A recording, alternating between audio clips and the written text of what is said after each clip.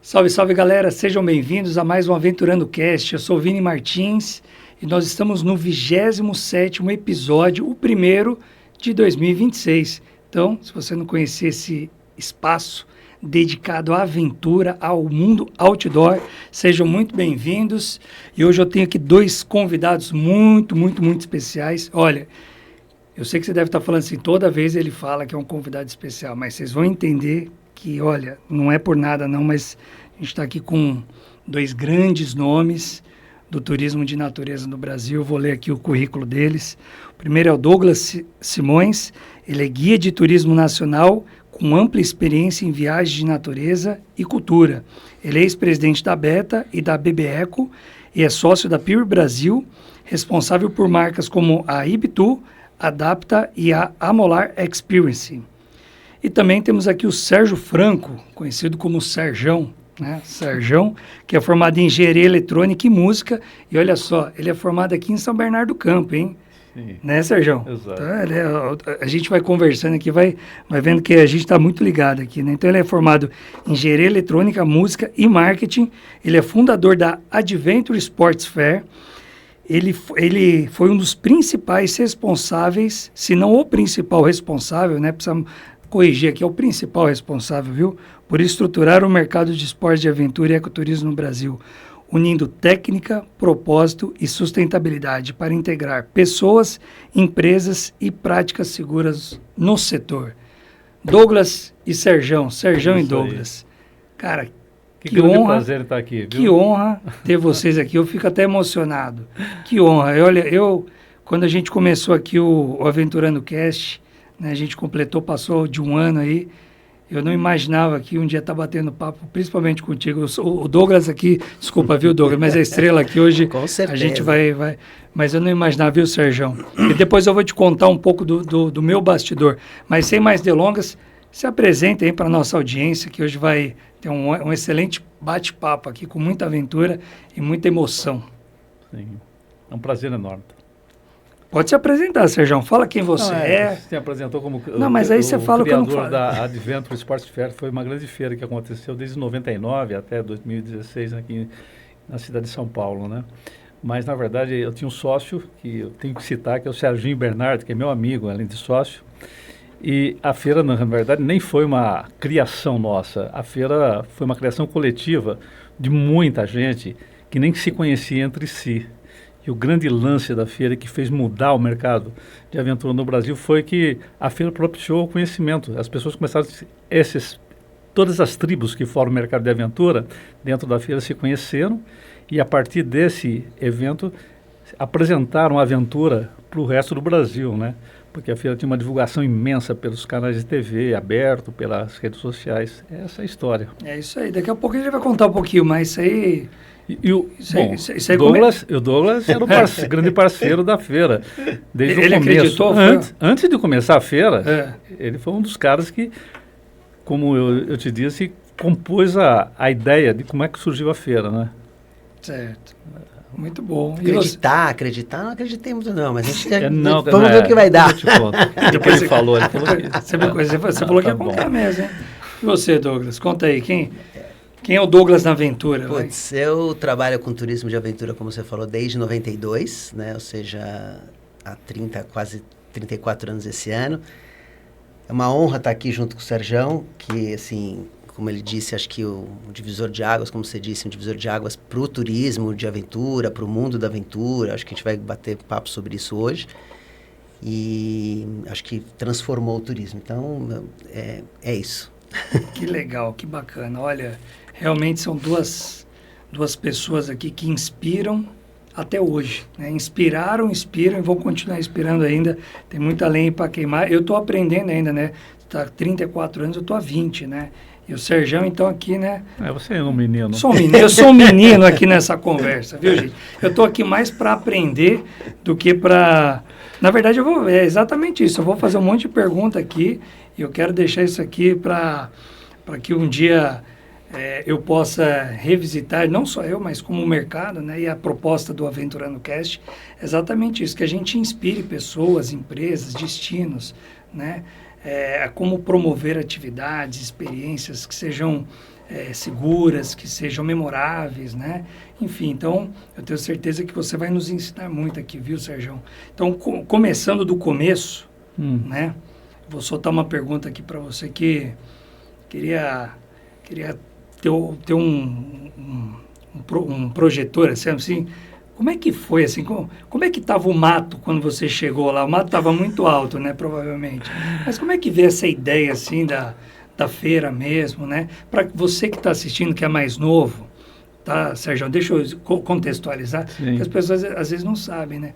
A Adventure Sports Fair, ela foi durante muitos anos uma das maiores feiras do Brasil e a maior feira outdoor que reunia, assim, usuários, né? O público consumidor de atividades de aventura, de natureza, de ecoturismo, né? Então, nessa feira, você tinha a oportunidade não só de conhecer marcas, mas de experimentar as atividades. É um negócio muito doido e revolucionou o mercado. Isso começou em 90 e... A primeira feira aconteceu em 99, mas a gente começou a pensar na feira em 97, quando a gente percebeu o seguinte, que existia uma série de tribos que a gente colocava sobre esse guarda-chuva da aventura, mas que não se conheciam, né? O pessoal de mergulho não conhecia o pessoal de bicicleta, o pessoal de bicicleta não conhecia o pessoal que fazia o 4x4, de moto, de mergulho, que faziam atividades no gelo. Quer dizer, cada uma dessas tribos eram meio independentes. Cada né? no seu quadrado. No seu quadrado. E não se conheciam. E quando a gente pensou em fazer um evento que reunisse todas essas tribos, com cada uma dessas tribos, que a gente ia falar, eu nunca falei isso em público, eu posso falar agora, mas vai lá. Quem me deu a resposta se a feira era viável ou não, vai talvez lembrar do que me disse quando perguntei que seria legal fazer uma feira de aventura. Todo mundo dizia o seguinte, esse mercado que você está falando, ele não existe. Na Europa é muito comum, você tem um mercado outdoor, todo mundo pratica o alpinismo, pratica escalada, caminhada, etc. Mas aqui no Brasil não existe, é zero. Aqui tem algumas agências de ecoturismo, que são pequenas, mas que são poucas agências. Para comprar um equipamento, em São Paulo tem algumas lojinhas lá, mas são pequenas também, para um mercado muito pequeno. Esse mercado não existe, né? Mas como eu estava em contato com muitas tribos, eu falava, claro, cada uma dessas tribos são pequenas, mas quando se junta, é um mercado enorme. E naquela época eu estava estudando assim, o que é quando você estuda um mercado, né? Você fala assim, qual é a cadeia de valor do mercado? De que se compõe essa cadeia? Daí eu percebi, o mercado de aventura não é simplesmente turismo de aventura, também não é só esporte de aventura, não é só equipamentos, é um monte de coisa. O carro que o cara usa para chegar até o lugar para fazer aventura, esse carro faz parte da cadeia, né? Quer dizer, os veículos que ele usa, por exemplo, terra, água e ar. Você usa um barco para fazer na água, você usa um veleiro, você usa um 4x4 para fazer uma trilha, por exemplo, né? Você usa um avião para dar a volta ao mundo, você é um aventureiro também. Sim. Né? Aliás, eu tenho um pouco de contato com todas essas tribos. Eu sou piloto de avião, desde pequeno gostava de descer o rio com boia de caminhão, tinha um Toyota Bandeirantes que gostava de fazer 4x4. Então, na verdade, eu percebi o seguinte, que existia alguma coisa que unia todas essas tribos, né? E que era uma grande oportunidade à frente. Vamos colocar todo mundo no mesmo lugar e fazer as pessoas se conversarem. Foi essa a origem da feira. E o que deu certo, porque a hora que a gente fez isso era tanta coisa, e tanta gente, e tantas atividades, e as coisas eram muito televisivas, porque a gente fez uma feira não para vender produto, era uma feira de experiências. Foi a primeira feira de experiências do Brasil, mas foi uma das primeiras feiras de experiências do mundo, onde as pessoas lá iam experimentar produtos, experimentar atividades, tinha até que de mergulho. O cara podia descer uma pista de esquiando, podia andar dentro de uma geladeira gigante com gelo que a gente trouxe da Patagônia, ele podia entrar num carro e fazer dentro da feira um passeio off-road, super difícil, né? Poderia mergulhar dentro da feira. Quer dizer, era uma feira onde se podia experimentar todas as atividades. Esse foi o grande diferencial que fez com que desse uma divulgação, porque aquelas ações eram televisivas. Eram imagens fantásticas. Então, todos os canais de televisão cobriam, os jornais cobriam, as redes sociais cobriam. Então, divulgou a aventura para o país inteiro. Bem na hora que eu fui tomar remédio. Então, O legal do Aventurando Cast é isso. Ó, eu tentei fazer mais discreto possível. Na hora que ele terminou de falar, era a hora que eu estava com ele. Mas é legal, é isso aí, gente. dizer, fazer esse programa é uma aventura, É isso então. aí, é uma aventura, é uma aventura. Ô, Sérgio, mas a aventura, então, Você falou que você é piloto de avião. Não, eu sempre gostei eu, com 16 anos já tinha motocicleta, fazia passeio de bicicleta, fiz uma caminhada a pé com 18 anos, Aventura do Paraná desde até criança, Peruíbe. então. Desde criança? Era assim, porque no interior também era muito mais fácil, né? No interior era normal você descer o rio com uma boia de caminhão, você fazer uma caminhada pela mata e subir uma montanha. Eram as atividades de criança que não tinha muitas opções a não ser essas, de fazer coisas na natureza numa cidade que tinha, na verdade, na época, 20 mil habitantes, que era Socorro, onde eu nasci, e o meu sócio, Serginho Bernardo, também nasceu lá. Privilégio, né? E Sérgio, que horas, que momento, assim, quando começa a feira e você reuniu, então, as tribos... Então, a gente sai de 97... Em 97 começamos a pensar então, no projeto. Esse projeto. E em 99 começa a feira. Começa a primeira feira. E aí, abrem-se os portões. Sim. Naquele momento, como é que foi? Você olhou e falou, deu certo? Eu falei, nossa, que feira maravilhosa que esses caras fizeram. Foi ali mesmo que você falou, deu certo? Deu certo. Falei, não, que feira maravilhosa que esses caras fizeram. Porque, na verdade, não foi uma coisa que saiu da minha cabeça. Foi, assim, a junção de todas essas tribos, né? Certo. Foi assim, não foi? Eu lembro quando o Serjão chegou, depois eu quero que conte mais detalhes disso, quando ele chegou na Aventuras, que era a empresa que eu tinha antes, né? Que é mãe da Pure Brasil hoje. Ele chegou lá para conversar com a gente e falou, não, a gente vai fazer uma feira de turismo de aventura, tal, e contou a história. Foi nesse 97 aí? Acho que foi em 98, né? Começou a vender a feira, 98. E conversou comigo, conversou com meu sócio na época, o Jota.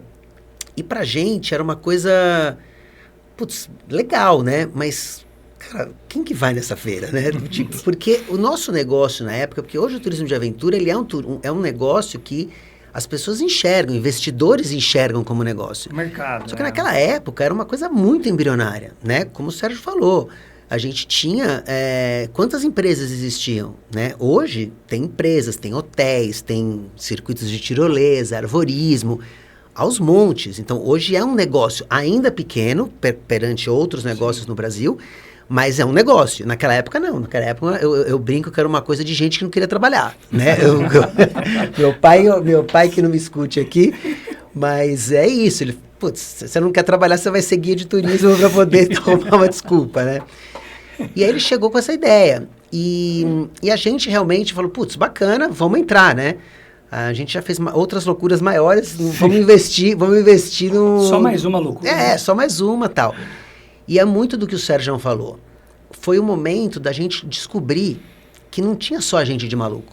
Tinha mais malucos no Brasil. Exato. Né? E acho que essa que foi a grande Como sacada. Você chamava o maluco e falava, agora você indica mais dois. Né? Era mais ou menos assim, né? Não, pra você ter uma ideia, eu fiquei surpreso porque quando eu falava da feira, sempre dizia assim, comercialmente eu não vejo viabilidade nisso. Mas que seria legal, seria, certo? Fui falar com a Amir Klink, uns caras assim, em 98, fui falar com a Amir Klink. Amir Klink, estou querendo fazer uma feira de aventura. Você é um ídolo, é um ícone da aventura no Brasil e tal. O que você acha da feira? Não, seria muito legal. Daí começamos a imaginar. Ele falou, não, eu vou levar o Paraty, que é o barco que eu atravessei o oceano, vou levar para dentro da feira e vou ficar lá. A gente faz uma palestra, eu vou contar toda a história de como é que foi e tal. Vou indicar mais um cara, é o Gerard Moss, meu amigo, que deu a volta ao mundo no monomotor. Ele e a esposa, o casal Moss e tal. Pô, vou trazer os caras. Daí foi falando com um, indicava o outro e foi começando, né? Na parte das agências também foi a mesma coisa, né? Vocês que me falaram da Ambiental, depois falaram da Freeway, me apresentaram as outras empresas, da Pisa. E eu comecei a entrar em contato com todas essas pessoas. E, na verdade, eu não tinha muito claro como é que poderia ser a conformação da feira, mas essas pessoas foram dando as ideias e foram contribuindo, né? Me lembro que uma das pessoas que foi muito importante para mim, eu descobri que tem uma empresa que chamava Adventure Club. Tá. Era do Luizão. O Luiz é o cara que hoje é o diretor executivo da Abeta. e um dos fundadores da Beta, né? Eu não sabia que o Luciano tinha essa empresa. Tinha essa empresa. É mesmo? E foi na feira de pesca que estava acontecendo lá no Center Norte. Eu cheguei lá, pô, tinha uma veraneio lá, em exposição, e o Luizão lá explicando como é que era para a Chapada dos Guimarães, que ele fazia viagem. E falei, puta, isso é aventura de verdade, hein? Caramba, isso é raiz, vamos né? fazer Não, vamos fazer, porque eu vou levar a veraneio para lá e tal, a gente vai fazer e tal. E foi assim que as coisas foram começando. Fui tentar entrar em contato com as pessoas que produziam equipamentos para a aventura, né? Mas eram poucas lojas. O Justo, que produzia equipamento, Justo vendia, tinha Curtulo, né? Vendia Curtulo, Solo. Conheci o Fernando da Fernando da Curtulo, Curtulo. Solo, a Deuter estava começando, tem algumas empresas e tal. Falei, putz, mas a gente não tem condição de entrar e tal. Na verdade, no começo ainda eram empresas pequenas, né? E o que eu falei, bom, o mercado, ele é composto por esse monte de empresas, mas existe grandes empresas que fazem parte da cadeia da aventura, as empresas de automóveis, fabricantes de motocicleta. Eu fui o 16º funcionário da Honda no Brasil, trabalhei 10 anos lá dentro e fui consultor durante 20 anos da Honda. Fui lá falar na Honda, olha, moto é aventura, é liberdade, vamos entrar na feira. A Honda já entrou na primeira feira. Daí fui falar com a Fiat. A Fiat não tinha carro de aventura em 97 e... Bom, mas a gente pode criar um carro de aventura. E daí o pessoal do marketing da Fiat, vamos conversar sobre isso e tal. E daí eles criaram, na verdade, um carro que era um carro de família, que era o Palio Weekend. Transformaram, colocando adesivos escrito Adventure, um estribinho atrás, 2 faróis na frente, e virou um carro de aventura. E foi lançado dentro da feira. Não, a gente descobriu, a gente estava no caminho para cá, a gente foi pesquisar, o carro foi lançado, a Palio Adventure, em 1999. Eu fiquei sabendo, você me conhece, eu conheço uma história que a ideia da Fiat não era lançar o carro lá. Era para compor o stand. Sim. E aí, olha que carro bacana. Sim. Então, eles prepararam o carro para testar lá na feira. E aí, foi um sucesso. O terceiro, quarto que perguntou, eles já estavam fazendo pesquisa. O que você achou? Não, venderam. O diretor da Fiat estava lá. Olha aí. Na verdade, a hora que ele viu o interesse que aquele carro despertou em todo mundo, falei, caramba, mas é um carro de família, não tem nada de aventura. Só está escrito Adventure, tem um estribo, 2 faróizinhos e acho que era um suporte de bicicleta que colocaram em cima só. Tá. Não tinha só isso e tal. Falou, isso é um mercado enorme. Daí foi tão sucesso que eles lançaram depois até a caminhonete, a Estrada Adventure, lançaram depois o Dobrô Adventure, que nem é um carro de aventura, né? É um carro super família. Mas é o lifestyle, né? É o lifestyle. É o lifestyle. Daí todas as outras empresas de automóveis foram na cola, lançaram o EcoSport, lançaram o Foxcross, lançaram todas as linhas de T-Cross produtos. tem hoje, tem uma série de carros hoje em dia. Tem tinha Corolla Cross. Até a GM lançou também um Trail, alguma coisa Lançou assim. um Trail, verdade. Exato, Tinha também, verdade. E tudo baseado a partir da ideia da aventura, ideia né? Da Fiat. É, Olha só exato. que coisa, né? E na época foi impressionante, assim, o Serjão dava entrevista toda hora nos grandes meios de comunicação. Né? Os grandes meios de comunicação, eles, assim, compraram a ideia, porque era uma coisa interessante, era uma coisa que chamava atenção e que não tinha ainda essa estrutura. Só para ter uma noção, a empresa Aventuras, que é uma das primeiras, acho que a Freeway foi de 83, que é mais antiga, mas a Aventuras é de 92, acho que a Pista é de 91. Essas empresas tinham 7, 8 anos de idade, né? Ou seja, então eram empresas muito pequenas, né? Os donos, eu tinha 25 anos em 99, né? Então, e aí de repente veio um mais maluco do que todos os malucos, né? E resolve juntar todo mundo. E isso teve uma atração da imprensa na época, que não tinha internet tão forte, redes sociais e tal, mas assim, da imprensa como um todo, que foi muito bacana, né? E eu falo, meus filhos anos depois, né, foram a primeira vez que entraram num caiaque foi num Advent Sports Fair. Né, já estava nos últimos anos, tal, mas foi no Advent Sports Fair. Primeira vez que fizeram uma mini tirolesa foi no Advent Sports Fair. Então era uma desculpa, era uma maneira dessa questão de experimentar, porque as pessoas às vezes olhavam para aquela atividade na televisão ou no canal off, por exemplo, ou nesses programas e tal, puta, isso não é para mim. de repente as pessoas podem ver, não, isso é para mim, isso pode ser para mim. Eu não preciso fazer aquilo do extremo, mas eu posso, né, fazer uma tirolesa, eu posso fazer uma caminhada, e isso transformou. Eu como do mercado, como cliente, quer dizer, como cliente ou usuário da feira, assim, a feira foi transformador, né? Tanto é que dali sai a Associação de Turismo de Aventura, que é a Beta, que você faz parte, eu faço parte, a gente está há bastante tempo, surge ali dentro, de grupos de discussão e tudo mais. Em 2004 é fundada a Beta e sai de dentro da feira. Então isso foi bem impressionante. É mais um dos frutos, né? Porque a feira deu tantos frutos, né? A Beta é um deles e a gente vai chegar lá, mas essa parte que o Douglas comentou de experimentar, né? Isso super inovador, né? De onde que veio essa ideia da galera experimentar? Eu acho que não foi uma ideia minha nem do Serginho, meu sócio. Na verdade, surgiu exatamente das discussões que a gente foi tendo com todo mundo. Eu acho que o grande ponto positivo, acho que da gente que organizava, era poder permitir que as pessoas pudessem usar esse espaço para fazer essas experiências lá dentro, para fazer atividades, né? Para fazer experimentações.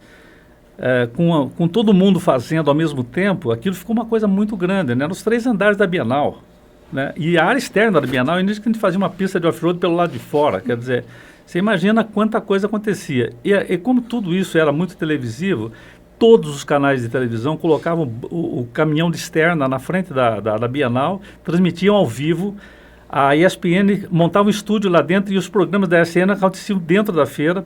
A Rádio Dourado mudava o estúdio dela para dentro da feira e transmitia durante os dias todos, os 5 dias da feira, de dentro da feira, falando o tempo inteiro de dentro da feira. Tinha o canal Off tinha um stand dentro da feira onde ele levava todos os grandes esportistas de aventura para lá e tal, fazia entrevista lá dentro da feira. Tudo isso gerava um monte de documentos. E o que a gente fazia? Uma coisa que daí era uma loucura. Quer dizer, o comercial de uma feira, normalmente, é um monte de imagens, de banco de imagens que você vai lá e compra e bota no ar. A gente fazia uma aventura para fazer o comercial da feira. Então, eu peguei o avião, por exemplo, e nós fomos de avião para Salta, lá no norte da Argentina, já divisa com a Bolívia e tal. Sobrevoamos todas as áreas, as cordilheiras dos Andes, fizemos aquelas imagens maravilhosas. Alugamos 4x4, motocicletas e criamos todo um comercial lá. Depois fizemos isso em Mendoza, depois fizemos em Ushuaia, depois fizemos em Bariloche, em vários lugares, né? Fizemos na Chapada Diamantina. Era um grande evento fazer a propaganda da feira. E quem financiava isso? Eram os governos dos países, ou aqui o Ministério do Turismo, ou a Secretaria de Turismo da cidade que a gente usava para fazer essa aventura lá, para gerar as imagens para divulgar na televisão a feira. O investimento que a gente fazia para divulgação, além da divulgação espontânea, era enorme na época. Se fosse fazer hoje, custaria milhões, né? E a gente investia porque a gente queria também que a coisa desse certo e fazia acontecer, né? Essas ideias aí, veio toda essa cachola aí junto com uma galera, é isso? Não, a galera ia falando as ideias. A gente tinha uma orelha grande e vontade de fazer. Não teve uma história aí sua que... Como que fazia a venda das... Quando ele chegou, eu quero que você conte, vou só dar, né, o start. Quando ele chegou para vender para a gente essa história da experimentação, ele chegou e falou assim, não, porque eu trabalhei na Honda, e aí para vender motocicleta, eu deixo ele contar a história da motocicleta. Como que vendia motocicleta quando a Honda chegou no Brasil? É o seguinte, quando eu entrei na Honda, o Brasil era proibido de importação de motocicletas, de carros, naquela época, década de 70, ninguém andava de motocicleta. Eu fiz uma pesquisa para ver quantas motocicletas tinha. Minha cidade tinha uma motocicleta, era a minha. Bragança Paulista tinha 4. Campinas tinha 25 motocicletas, em Campinas inteiro. Eu não lembro quando era o número de São Paulo, mas também não era muito. Fabricava-se 300 motocicletas por mês. Na época que a Honda chegou mesmo, antes de ficar pronta a fábrica, só tinha uma fábrica de bicicleta, foi uma fábrica da Lambreta. Eles queriam vender motocicleta, transformaram uma Lambreta em moto, chamava Chispa. Um negócio ruim pra caramba. E a Yamaha, um pouquinho antes da Honda, lançou a cinquentinha da Yamaha, uma motocicleta de 50 cilindradas de motor 2 tempos e tal. A Honda estava montando a fábrica em Manaus. Chegou o diretor da Honda e disse o seguinte, olha, para vender motocicleta, primeiro o seguinte, as pessoas têm que sentar em cima da motocicleta, depois elas têm que sentir a vibração do motor na bunda, e daí elas têm que dar uma volta de motocicleta, porque senão elas não vão comprar nunca, porque motocicleta naquela época era sinônimo de coisa de maluco. Tá. Quando uma motocicleta passava assim na rua, todo mundo parava para olhar, não existia quase. Igual fazer rafting, né? Igual fazer rafting para as cavernas. Exato. E o que aconteceu? Qualquer semelhança, mera coincidência. A gente foi de cidade em cidade ensinando as pessoas a andar de motocicleta. Tinha um ônibus que parava na cidade, alugava o cinema, fazia uma palestra, depois ia para a praça, mostrava todas as motocicletas, as pessoas sentavam em cima, andavam uma voltinha na motocicleta e assim começou a vender a motocicleta, experimentando a motocicleta, porque senão não venderia. Dava uma acelerada. No primeiro ano vendeu 1.500 motos por mês, passamos a 3.000 no outro ano a 7.000, no outro ano seguido 15.000, depois 32.000, foi assim, o maior crescimento exponencial hoje de vendas. Hoje deve ser um absurdo de venda, né? Porque hoje o que milhões, mais tem né? é milhões de bicicletas. Então, foi uma experiência que eu trouxe de lá, dos japoneses, para o mercado de aventura. Para as pessoas começarem a fazer aventura, elas têm que experimentar. Mesmo que seja experimentar dentro de uma feira, dentro de um prédio da Bienal e tal, mas elas vão ver que elas conseguem. E daí elas vão querer ir para os espaços, porque dentro da feira também tinha todas as secretarias de turismo, os destinos turísticos. E tinha não só os nacionais, tinha os da Argentina, tinha o do Chile, tinha o stand da França, tinha o stand da Nova Zelândia, todos estavam lá vendendo os seus produtos também lá, né? Então, era uma porta de entrada para o mundo da aventura. E era uma porta de entrada não só para o consumidor final, eu acho, né? Acho que para a imprensa também, para poder dar assim, valorizar o que a gente fazia, porque antes era a gente, imagina, cada uma dessas empresas isoladamente tinha que bater num órgão de imprensa, ou chegar num jornal de mídia impressa, ou chegar numa revista. Na época tinha revistas do segmento, mas eram revistas pequenas. Tinha Aventuração, teve uma que chamava Adventure Nest, teve outra que era um pouco maior, acho que era da Abril, não sei se era da Abril ou não, que era Caminhos da Terra, que era um pouco mais de natureza. Então, assim, mas eram coisas pequenas. E então abriu a porta para a gente, para essas meios de comunicação, né, que a internet, de novo, não existia. Uhum. Porque as pessoas acham que a internet está aí faz tempo, né? Verdade, mas faz tempo, mas ela não existia. Na época tinha nem tanto tempo, né? Nem tanto tempo. Mas também para os órgãos de turismo, né? Porque o turismo, ainda hoje, né, do ponto de vista de negócio, ele é um negócio. Claro, esse ano batemos recorde de recebimento de turistas estrangeiros, passamos de 9 milhões, que é histórico, cresceu 37% em relação ao ano passado. Mas ainda é um negócio pequeno se você comparar com outras partes do mundo, né? Então você imagina isso antes da feira e imagina isso no turismo de aventura, porque eu estou falando, esse turismo, quando a gente fala 9 milhões, é 9 milhões no turismo geral. Então, o turismo, se hoje ele ainda é pequeno, né, ele era muito menor. Então, os governos dos estados começaram a enxergar nisso uma oportunidade. Então, hoje, se você tem Socorro, Brotas, né? Estou dando exemplos de cidades aqui, mas assim, tem Chapada Diamantina, Bonito. Chapada dos Veadeiros, Bonito, que é um exemplo, que é hoje é um exemplo no mundo inteiro. Naquela época não tinha. Então, até para isso foi importante, né? Então, a importância de toda essa dedicação, essa maluquice, a gente brinca, mas assim, foi isso. Não era uma coisa óbvia. Não era uma coisa do tipo assim, não, putz, o mercado está precisando. Não, o mercado não existia. Não existia. Esse Todo que mundo é o me ponto, dizia isso. Entendeu? Não existe esse não mercado. Existe o mercado. Onde você está enxergando esse troço que não existe? E que óculos que você usou? Você tem esse óculos aí pra... Não, porque eu penso que é isso, né?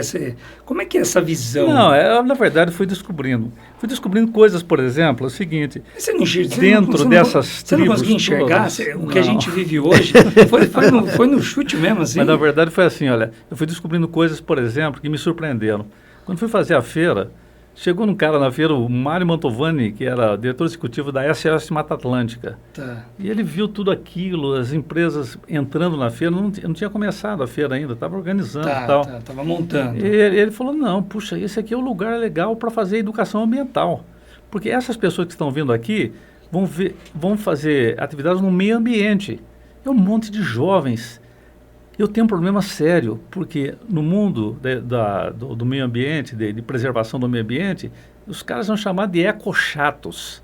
Isso aqui é o contrário do chato. Isso aqui é muito legal, né? Vamos usar essa feira para fazer educação ambiental.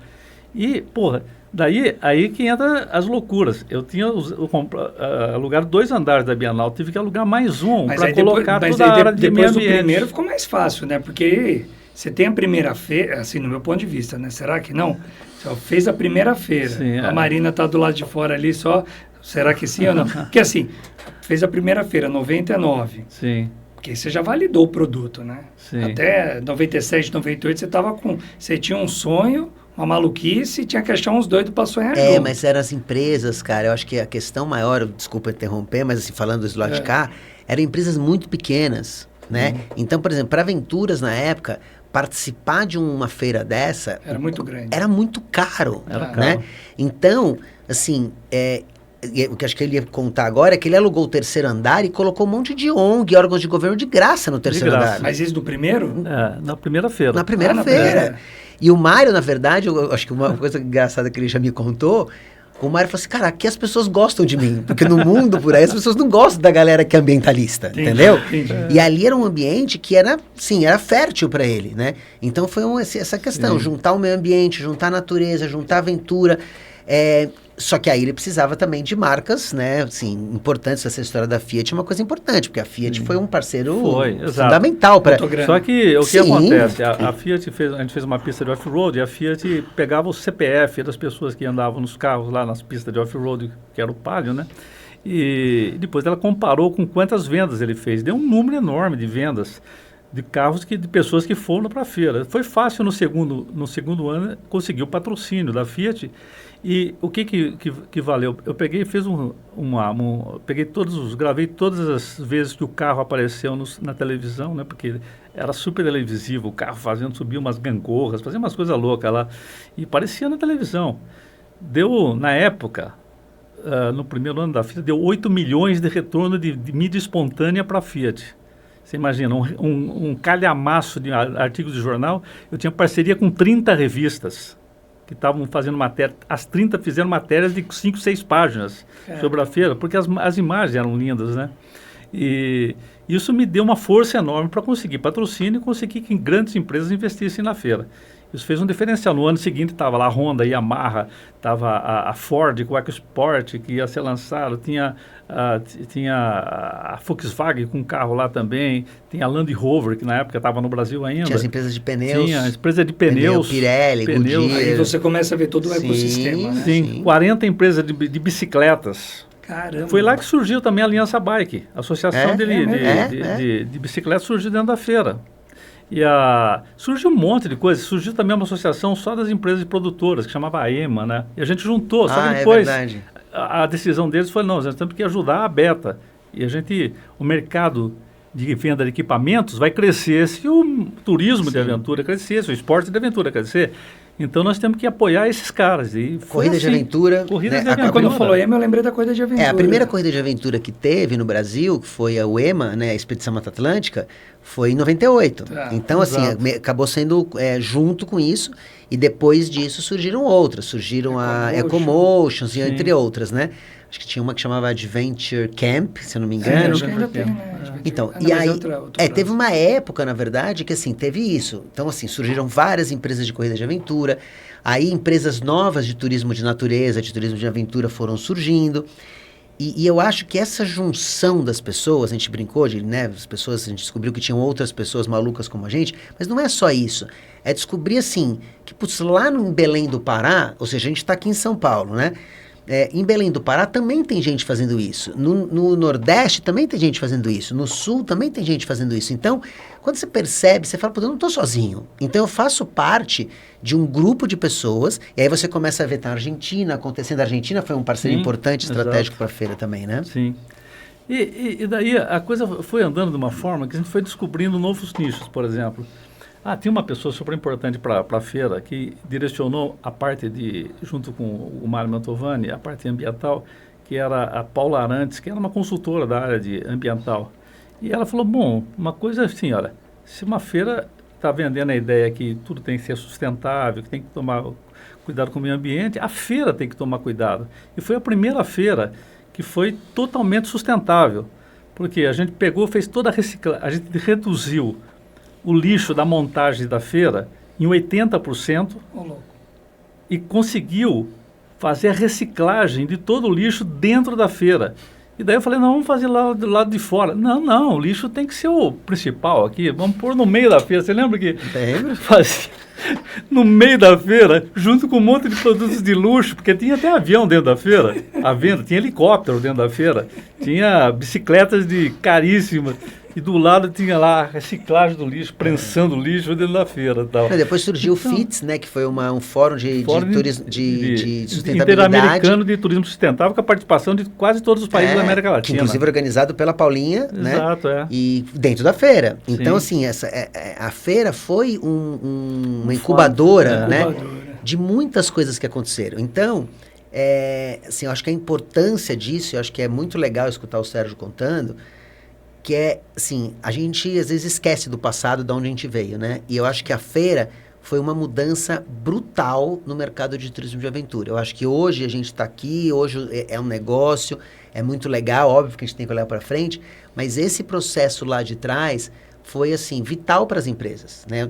Eu, de verdade, óbvio que eu não tô exagerando. Eu acho que tem a minha empresa mesmo, eu não sei se a gente continuaria aqui se não tivesse tido um impulso desse, entendeu?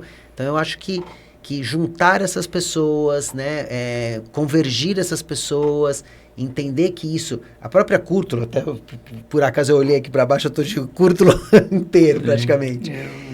E era uma empresa que surgiu em 92. Também era uma empresa pequena. Hoje é uma marca importante, que fabrica no Brasil e tudo mais. A Solo é outra empresa que estava aí.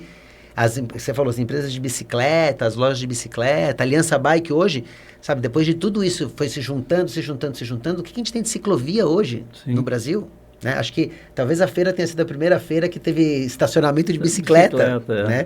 A Renata Falzoni, que hoje é vereadora em São Paulo, que é uma ativista da mobilidade, né, de bicicleta, sempre esteve na feira apoiando. Ela tinha um programa na ESPN.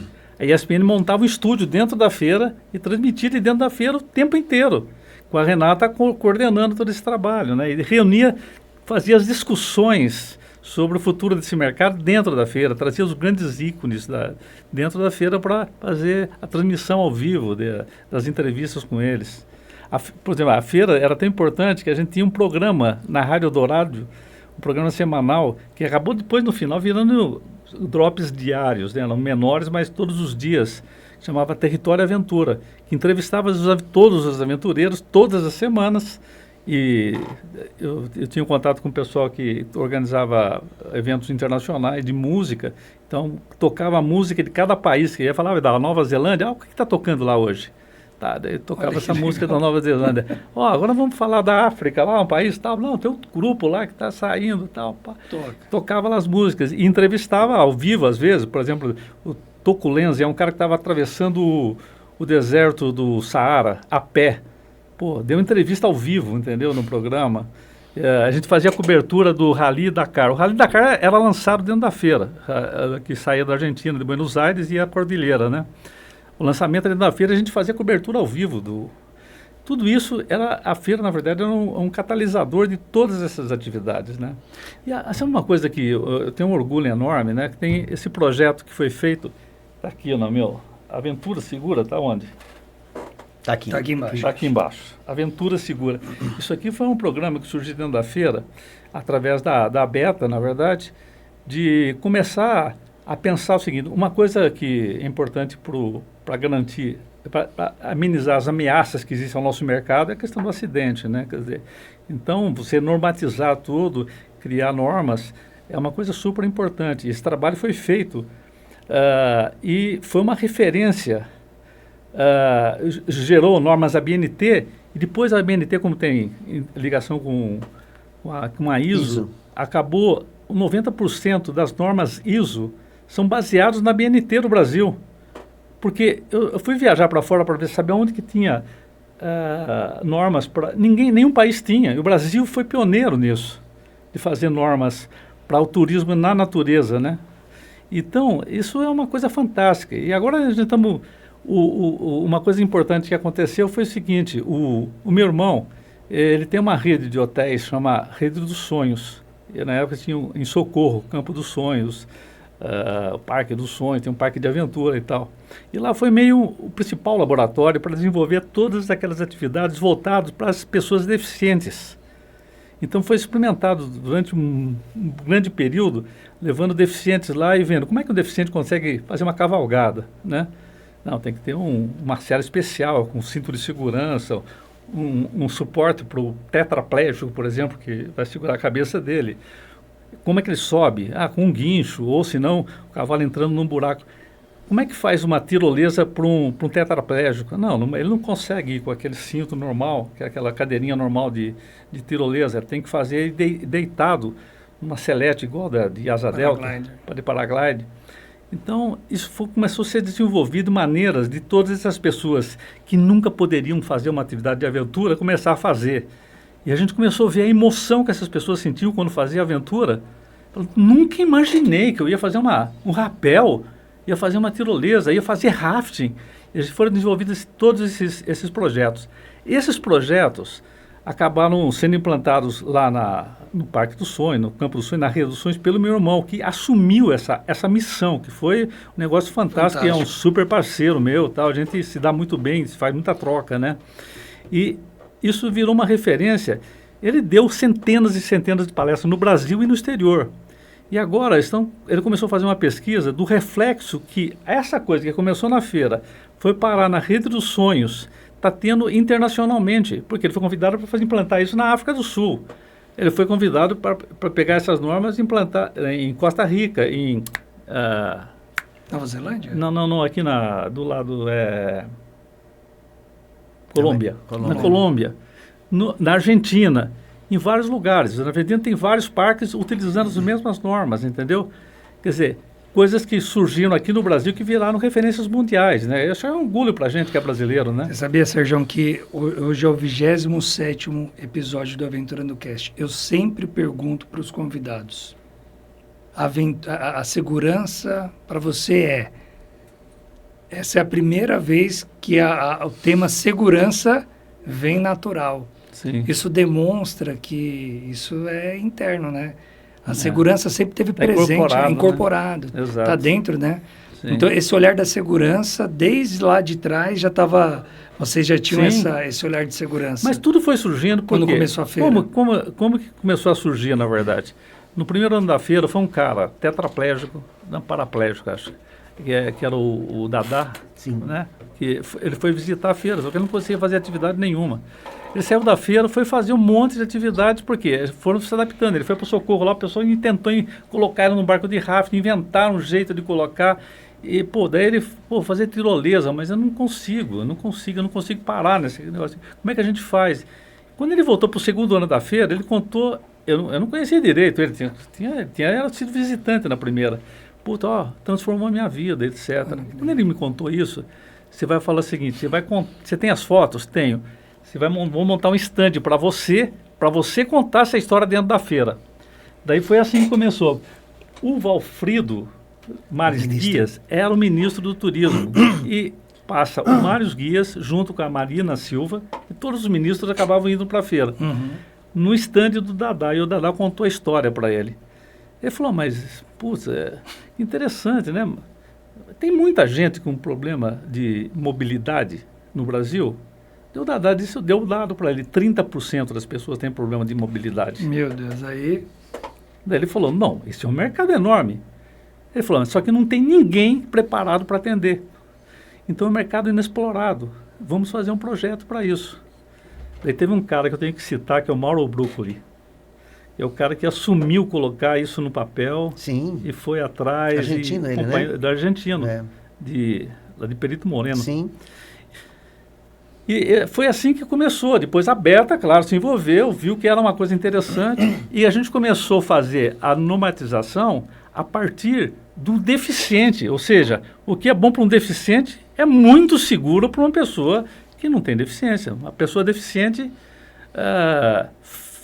consegue fazer atividade, você imagina as pessoas que não são, né? Isso tem um efeito interessante, primeiro de você incorporar essas pessoas que, sim, tipo, tem um monte de coisa que teoricamente ela acha que ela não pode fazer e a partir dessas normatizações, dessas técnicas, é possível fazer.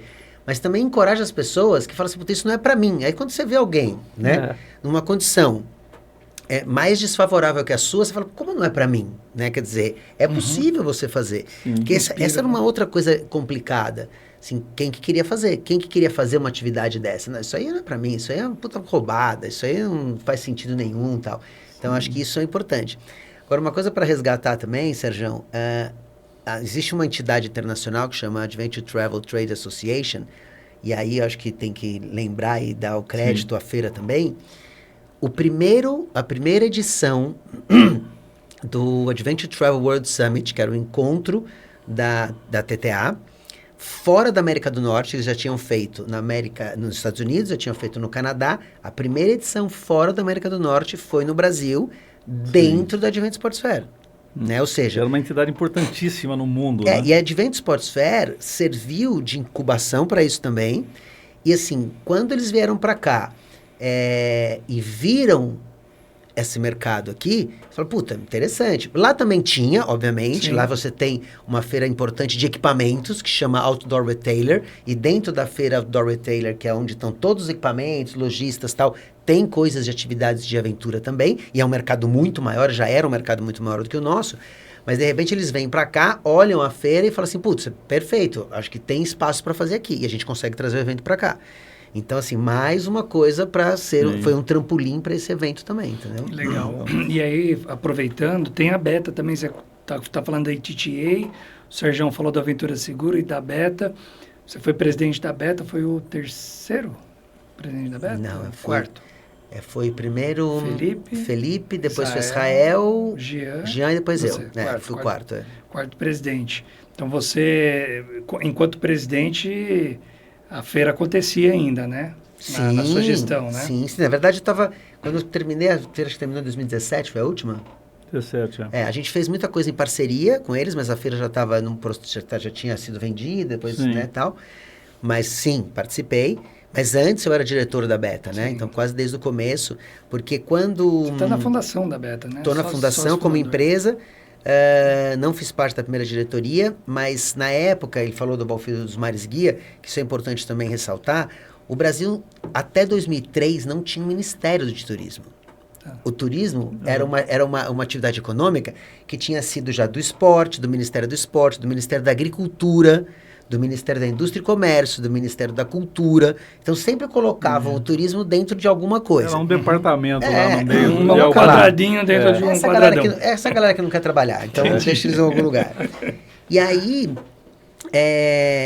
em 2003, é criado o Ministério do Turismo. Com a criação do Ministério do Turismo, tinham duas demandas, né, importantes. Primeiro, aconteceram duas coisas. Uma, a Embratur passou a ser um órgão responsável só por divulgação no exterior, que antes ela fazia de tudo, inclusive tinha carteirinha de guia, era a carteirinha Embratur, que chamava. E por conta dos acidentes que tinham, imagina, as atividades começaram em 83, foram vindo, cada um faz do seu jeito, tal, não sei o que, assim, teve acidentes no meio do caminho. O Ministério falou, beleza, eu vou divulgar isso, tal, mas antes a gente precisa pegar e criar regra, porque senão vai ser problema. Senão eu vou divulgar, vai dar problema e eu vou ficar com problema, e a imagem do Brasil seja ruim. E aí quando surge a Beta, quando surge a Aventura Segura. Então, o Valfrido, na época, que foi o primeiro ministro, ele foi super importante nesse processo, de pegar e falar, não, precisa ser criado isso, entendeu? Então, essa importância de estruturar e ser o alicerce, né? Hoje, a própria MSV, todas as atividades que são feitas, existem normas para seguir. Sim. E isso é uma segurança para o consumidor, é uma segurança para quem vai praticar atividade e tudo mais. Então, é uma coisa que foi bem importante no processo da feira também. Que legal. Agora, é interessante, é o seguinte, quando surgiu tudo isso, uma mudança que houve é o seguinte, que todo mundo pensava, investir em segurança, investimento, será que tem retorno isso? Pô, tá caro as coisas, etc. E a mesma coisa acontecia com sustentabilidade. Puxa, investimento em sustentabilidade, será que não é muita coisa? Investir em acessibilidade, puta que pariu, você tem que fazer uns banheiros enormes, tem que fazer tudo investimento que não tem retorno. Tá bom ser bonzinho para ajudar as pessoas, tá bacana. O que acontece? Meu irmão foi o primeiro que fez um hotel totalmente acessível, certo? A média de ocupação já era boa lá no hotel, era 65% de média anual, que está na média aí, nacional.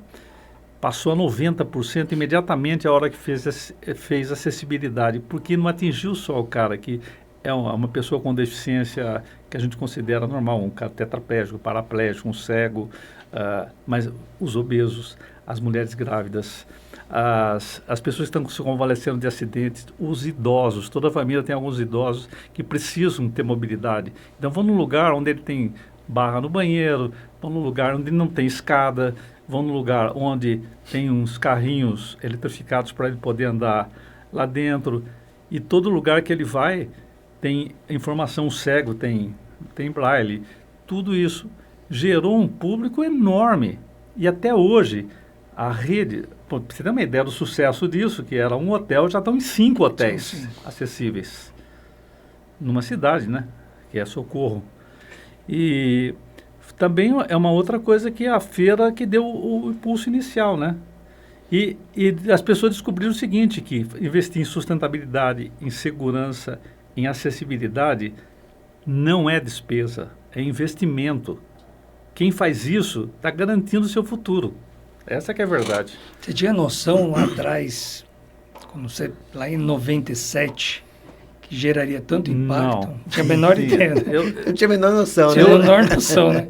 Olha isso, a gente falou de rede de hotéis, até o próprio Ministério do Turismo, provavelmente, sim, né? Porque o Ministério do Turismo de 2003, né? 2003, a feira de 99. Já existia. Então, quer dizer, influiu em tudo. Pô, o pessoal olha e fala, isso aqui é um mercado, né? Então, assim, quanto de coisa, associações, empresas que nasceram, né? Que foram geradas ali dentro ou que se perpetuaram, né? A gente está falando aqui, o Douglas até comentou da experiência dele. Eu vou contar a minha experiência, né? Eu não contei para vocês. Sim. Mas eu participei da primeira Adventure como expositor em 2009.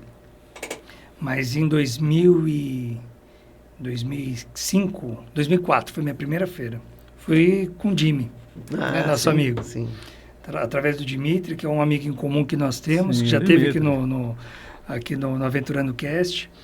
E eu me lembro que eu cheguei na Bienal e eu vi umas caminhonetes amarelas assim na entrada, assim, lá no estacionamento. Daí eu falei para os meus sócios, né? Na época tínhamos 2, éramos em 3, né?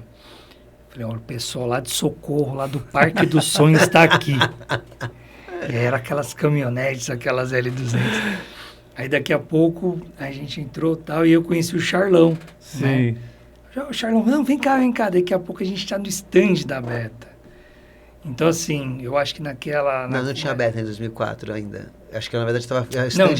Perdão. Então, essa história deve ser... Não foi em 2004. Acho que já foi em 2006. Foi em 2006. Sim, 2004 eu fui visitar pela primeira vez. Estava sendo fundada a Beta. Isso. Mas no ano de 2000, ou foi 2006 ou 2007, quando a gente estava visitando... Sim, tinha um stand. E aí tinha um stand da Beta, tinha um sofá, assim, era um stand grande.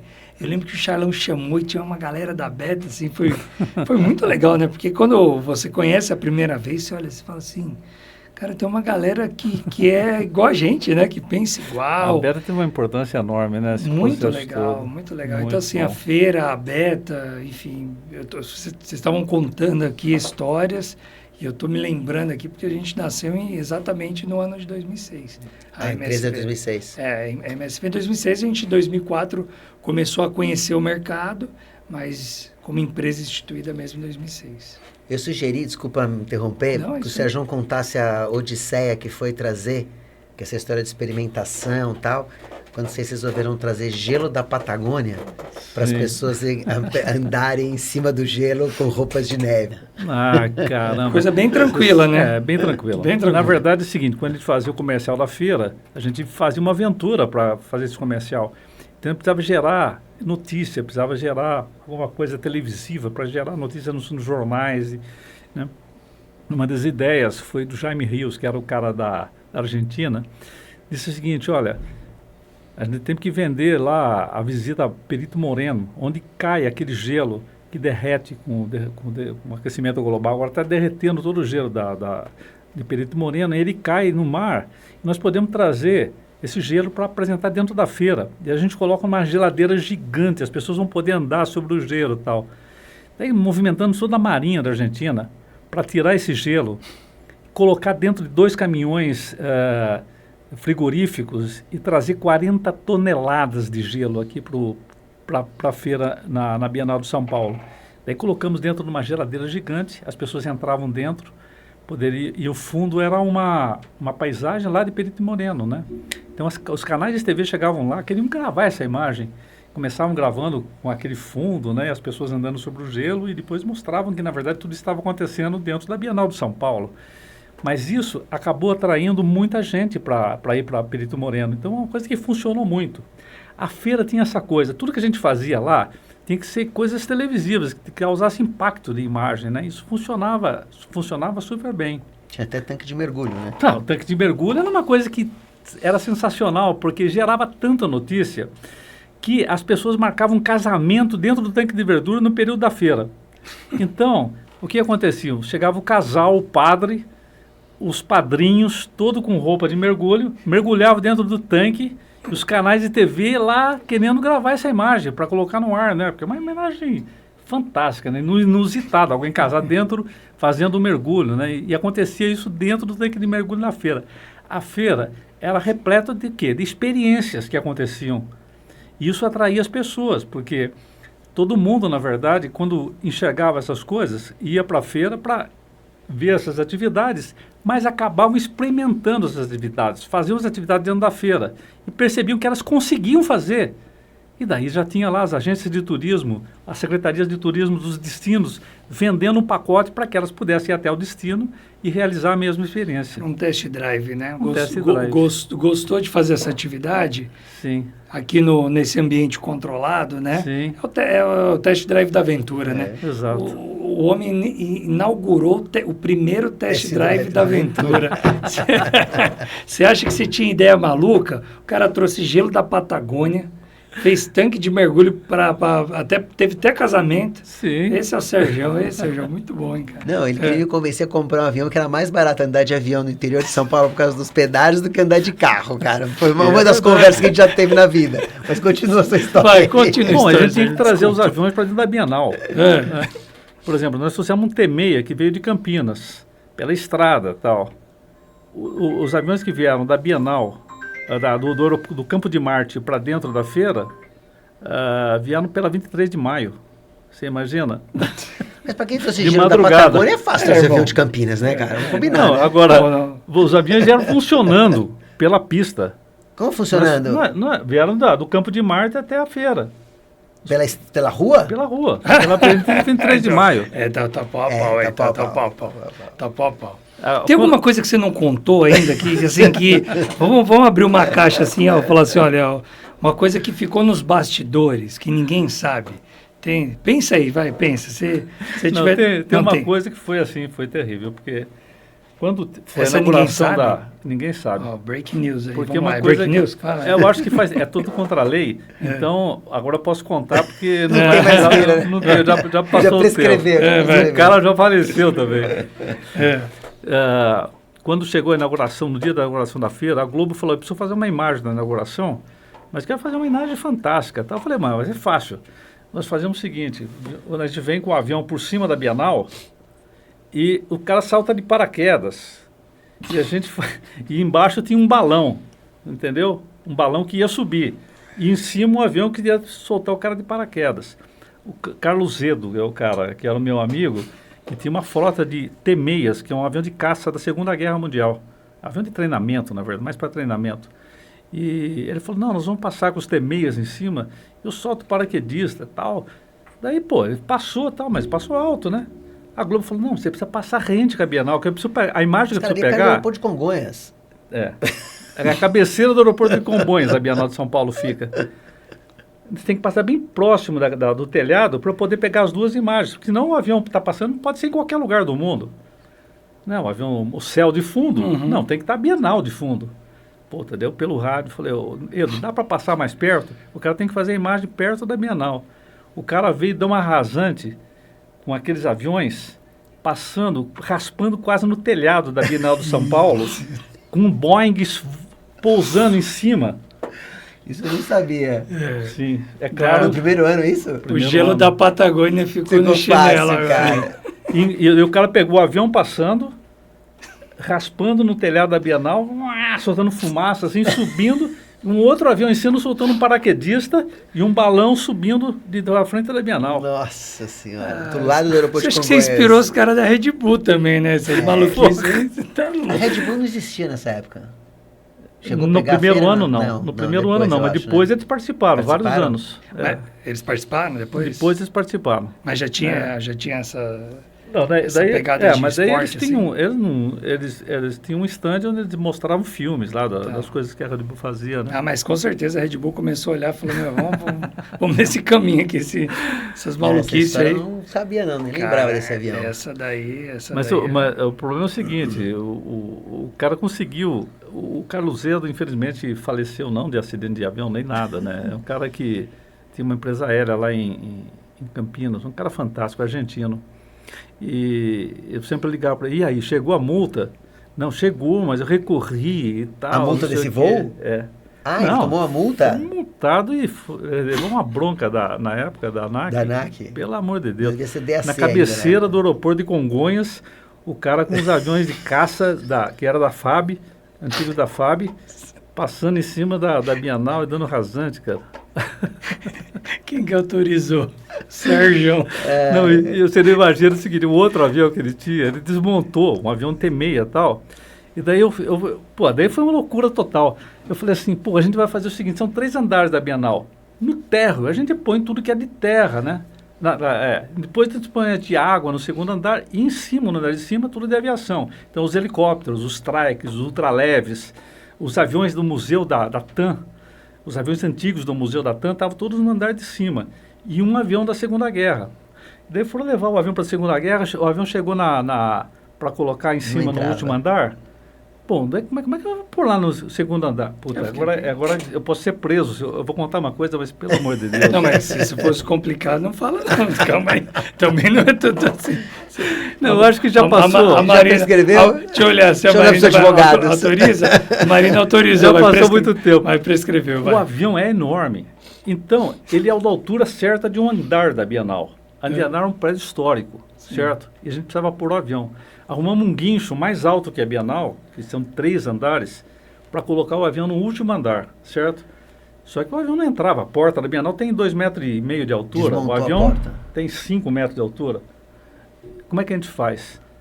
Nós tiramos todos os vidros da lateral da Bienal, cortamos toda a ferragem da Bienal, tiramos tudo fora, entramos com o avião lá dentro, com o guincho, e daí recolocamos, soldamos tudo de novo, recolocamos todos os vidros, de manhã estava lá dentro. O cara da Bienal falou, mas como é que esse avião entrou aqui? Ele falou pro cara, Se ele estiver assistindo, foi assim. Tá? Simples assim. Ele falou pro cara, não, a gente desmontou o avião e montou. E o cara acreditou. E depois para tirar, Mas você fazer a mesma coisa. A mesma coisa. Aquilo era caso de prisão, né? Realmente. Um prédio histórico a gente né? fazer isso. Esse cara não é mais. Realmente trazer gelo da Patagônia é mais fácil, cara. Olha, o gelo da Patagônia ficou no chinelo agora. Não, e pior que a hora que foi subir, tem uma rampa atrás da Bienal que é inclinada, mas o avião tinha que entrar dentro do hangar. Então, o avião, como o guincho pega no ponto de equilíbrio dele, assim, no centro de Gravidade. centro de gravidade dele, ficava assim nessa posição. E pesa toneladas, né? Então, falou, para inclinar o avião, para entrar na rampa e entrar inclinado na Bienal, tem que algumas pessoas puxar a cauda. Então, amarraram uma corda na cauda do avião. Daí um cara puxou, não saía nem do lugar. 2, 3, 4. Daí foram 9 pessoas com 3 cordas amarradas na corda do avião, na cauda do avião. O avião estava na altura da Bienal, estava 10 metros do chão. Daí todo mundo segurando lá, puxando para baixo. A hora que o cara do guincho deu toque para subir, levantou todo mundo, ficaram 9 pessoas penduradas no ar, na cauda do avião. Ainda bem que na época não tinha... O SGS. O SGS não existia ainda, cara. Não Então, tinha a folha do certo. SGS voando, né? Não tinha, tá tudo certo. Então, isso era uma feira de aventura, mas fazer a feira já era uma aventura. O cara trabalhava, você gosta de aventura, gosta? Então, cara, você vai conhecer o Serjão. Rapaz... Mas é isso aí, tudo são coisas assim, quer dizer, não foi invenção minha. Sim. Era um conjunto de pessoas, todas assim, com esse espírito, né, de aventura, que topavam, cada uma fazer um pedacinho da feira e a feira no todo ficava maravilhosa. E você conversava com o consumidor, porque a gente está falando muito aqui da indústria, Sim. né? O operador, como é que é? O fornecedor de produtos, de equipamentos, serviço. Mas e quem consumia, quem foi lá comprar a Palio e o Candy? Então, Você conversava com esse pessoal? O que a gente fez, na verdade, é o seguinte, um estudo do que era o mercado de aventura, na verdade. Tinha 1% imagina uma pirâmide, onde o topo dela é 1% do mercado de aventura, que são as pessoas que fazem aventura de verdade. Tá, o certo? aventureiro raiz mesmo. Serjão, né? Serjão. Nem tanto. Não, Eu que sou o isso? segundo tema aqui, ó. Que O isso? segundo é aquele cara que gosta de fazer um rafting, gosta de fazer esporadicamente, né? Compra um pacote da Aventuras e Aventuras e vai para algum lugar, etc. E tinha uma massa, assim, que era 90% do público, que é o cara que gosta do espírito de aventura, mas ele compra um Land Rover, mas ele não sabe nem engatar 4x4, ele anda na Paulista com o Land Rover, entendeu? Mas Ou ele vai dar acha uma voltinha de aventureiro. terra em algum lugar. Pior que tem, né? Pior que tem. Então, a gente descobriu que esse era o perfil dos consumidores. Esse topo da pirâmide são os ícones, e são os caras que são exemplo, aparecem na TV, todo mundo quer ser igual a eles, né? O Amir Klink da vida. Tem uns caras que, uma parte da pirâmide que o cara tenta fazer algumas atividades, assim, através, não de uma maneira autônoma, como esse topo da pirâmide, de uma maneira através de uma agência, com controle, com segurança, etc. E a maior parte do pessoal faz atividade de aventura, ir para o Parque dos Sonhos e fazer uma tirolesa e tal, que é uma aventura. Para ele é muito. Sim. Até. As pessoas sentem uma emoção enorme de fazer uma atividade dessa. Mas ele tem ali todo o apoio das pessoas do lado, etc. Risco zero, não tem risco nenhum. Né? Então, e esse é o grande mercado que tem que ser explorado e é o grande mercado que, na verdade, garante financeiramente os outros mercados, né? Porque o aventureiro não pagava para estar na feira e o aventureiro, ele nem movimenta os equipamentos, porque ele ganha os equipamentos. Todos os fabricantes querem que esses caras, que são os ícones, usem esses equipamentos, porque vai aparecer na mídia, né? Depois tem a outra camada, que daí sim, que já é onde existe um comércio realmente de produtos, né? De aventura, tal, de viagem, de aventura. E existe essa base toda, que é o turismo de aventura em geral, assim, que são das pessoas que querem viver essa experiência tal, mas não é o objetivo principal da vida, né? Você é o advogado, o médico, o professor, Mas essa... E outra coisa que acho que da feira que, sim, acabou sendo importante, a questão dos parques, né? A gente teve várias discussões, vários debates, sim, várias mesas das áreas preservadas, né? As unidades de conservação. Que hoje, na verdade, a gente tem, assim, a gente sempre costuma, a gente tem, talvez, o hábito de olhar para frente, né? O que falta fazer. Mas a gente nunca olha para trás para ver o que já foi feito. Sim. E se você pegar da feira até hoje, o que aconteceu com as unidades de conservação, e eu acho que aquele ambiente também propiciou uma série de discussões internas e conversas e até documentos de apoio. Documentos de apoio e tudo mais. Hoje, os parques, quantos parques a gente tem hoje, as concessões em parques, o desenvolvimento de parques, a importância dos parques, atividades de aventura dentro de parques. Sim. Então, isso é uma coisa que, assim, mudou, assim, absurdamente. Absurdamente. Antigamente, você tinha o Parque de Iguaçu, que é mais antigo, sim, mas também acho que a concessão, se não me engano, acho que 2004, um pouquinho antes disso, se eu não me engano, como concessão, sim, sim, que se desenvolveu. E o Cristo Redentor, que é, na verdade, o Parque da Tijuca, que, na verdade, é um ícone que, por acaso, está dentro do Parque Nacional. E hoje você tem várias coisas, né? O Petar, hoje, por exemplo, que é um parque estadual, tem uma super estrutura, tem uma super organização. Então, isso também foi um desdobramento das discussões, das conversas, das coisas que aconteceram. E esse público que o Serjão fala, que, assim, que não está no topo, nem na segunda escala, que está para baixo, são essas pessoas que não estavam inseridas. Essas pessoas não existiam. Quer dizer, elas existiam, mas elas não sabiam nem que elas podiam fazer. Parecia uma coisa muito distante da vida delas, Isso é né? muito legal. É. E hoje é um mercado que consome. Consome, exato. Né? Que mantém o... Que Exato. consome, assim, Socorro, a história do Socorro. Sim. Você tinha um hotel Campo dos Sonhos, hoje tem os 5 e entre outros hotéis, Sim, né? sim. Eu cito Tá muito com exemplo... 70 entre pousadas e hotéis, né? E era um Cresceram lugar que era com esse conhecido mercado. como uma cidade de malhas, né, de Sim, produção de malhas, e hoje de aventura.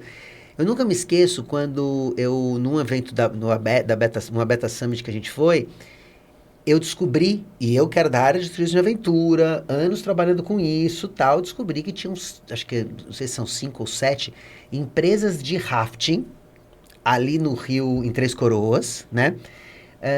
Rio Paraiana. Rio Paranhana, com, assim, sei lá, mais de 50 botes que vão para a água todos os dias ou vão para a água todo final de semana, empresas estruturadas, empresas com um monte de condutores. E eu, que era da área de turismo de aventura, não sabia que existia. Olha que coisa louca, né? E tá lá. E o público deles é quem? O pessoal de Porto Alegre, de Canoas, da região de lá. Então, assim, para ver como isso hoje é uma realidade, né? Hoje não é mais... Pô, a gente produz bote. Antigamente a gente importava bote. A gente Incrível. importava bote NRS, importava bote de outras marcas. Hoje em dia a gente produz bote no Brasil. Não é uma marca, você tem Sim. 3, 4 marcas que produzem bote. Então, assim, é muito louco pensar toda a cadeia do turismo que existe, de turismo de aventura e das atividades de aventura, equipamento. Hoje em dia, os seus equipamentos que você usa na MSV são muitos produzidos no Brasil, entendeu? Sim. Então, isso... Em 99 não Exato. existia isso. Tinha que importar Nada, tudo. tudo. É o que a gente falou, Black Diamond. a curto É. do Fernando, o Fernando que está escutando a O gente. Fernando eu já chamei, ó, o Fernando, o cara nem te mandou mais mensagem. O Fernando já tá, fugiu de mim um monte de vezes aqui. Ele foge mesmo, eu já marquei ele na foge. minha casa, ele não eu vai vou fazer também. esse recorte aqui e falar aí, Fernando, aí, tá vendo? Manda ó? pra ele. E a próxima aventura do Fernando é que ele vai ser piloto de avião. A gente vai é? fazer o curso junto, já combinei com ele. Ah, pô, até porque é simples, né? É simples, Tranquilo, simples, né? é. A gente não pode esquecer disso. Mas a Curtulo E é hoje é simples. uma empresa enorme que produz roupa, produz mochila. Antigamente Sim. produzia, ela começou produzindo bolsinha de bicicleta. Ficava embaixo do Então, selim da bike. quantas né? pessoas essas empresas empregam, quanto imposto essas empresas pagam, quanto dinheiro se movimenta na economia. Então, acho que isso é muito interessante e olhar para trás e ver da onde isso surgiu, quer dizer, acho que antes da feira tinha um monte de coisa acontecendo, acho que não surgiu na feira. Sim. A feira deu holofote para todo mundo. Eu acho que isso foi muito importante para esses negócios, né? Acho que a figura do Serjão, do Serginho, da Marina, que está aqui com a gente, e de todas as pessoas que passaram pela Advent Sports Fair, é isso, dar esse holofote para esse mercado que estava ali engatinhando. Era um mercado de pessoas apaixonadas. Era, Total. né? Apaixonadas, e eu vou falar por mim, não vou falar pelos outros, cada um fale Tá. por si. Eu acho que apaixonadas e, de certa forma, até irresponsáveis do ponto de vista, não no sentido de responsabilidade segurança, técnica, né? mas irresponsáveis do tipo assim, cara, eu não sei porque eu tô fazendo isso. Eu tô fazendo isso porque eu tô afim, Não- entendeu? com negócio, responsável como um negócio, né? A gente tá aqui falando do Serjão, mas assim, quando eu comecei a ser guia de caverna, eu nem imaginei que eu fosse trabalhar com isso a vida inteira. Falei, cara, eu vou fazer isso um tempo, entendeu? Depois eu vou trabalhar de verdade, né? Acho que eu também pensava, meus amigos pensavam isso, meus pais pensavam isso, mas de certa forma acho que eu pensava isso, né? Hoje, quem entra no mercado hoje, quando aparece uma empresa hoje, abre uma empresa, sei lá, uma empresa que tem 5 anos, 6 anos, já entrou pensando no negócio, e é ótimo. Sim. Isso é ótimo, eu fico feliz quando eu vejo empresas novas entrando no mercado, né? Às vezes concorrentes nossas, Sim. né? Essa semana, inclusive, eu conversei com uma empresa nova que tem 5 anos, que chamou Uma Canoa, que é concorrente da Pure Brasil, e tem 5 anos. A Tami tem, acho que 30 anos de idade, 30 e poucos anos de idade. Então, assim, é legal ver isso acontecendo. E não era isso que acontecia antigamente, Sim, né? exato. E eu acho que a feira deu isso. Foi, sabe aquela coisa do tipo, a gente precisava de um impulso, né? Eu não sei nem se ele tinha, como você falou, não sei se ele tinha noção de tudo isso, entendeu? Mas não importa, Pelo que ele né? falou, não Acho que tinha. ele não tinha Eu noção. tava querendo comprar esse óculos aí, né? Falei, onde você vende esse óculos de visão assim, né? Mas eu acho que foi importante. Eu vejo isso, toda vez que eu sento, a gente sentou outro dia em Socorro para conversar, a gente ficou 3 horas conversando, né? só um bate-papo. E não acabou o assunto. Tá.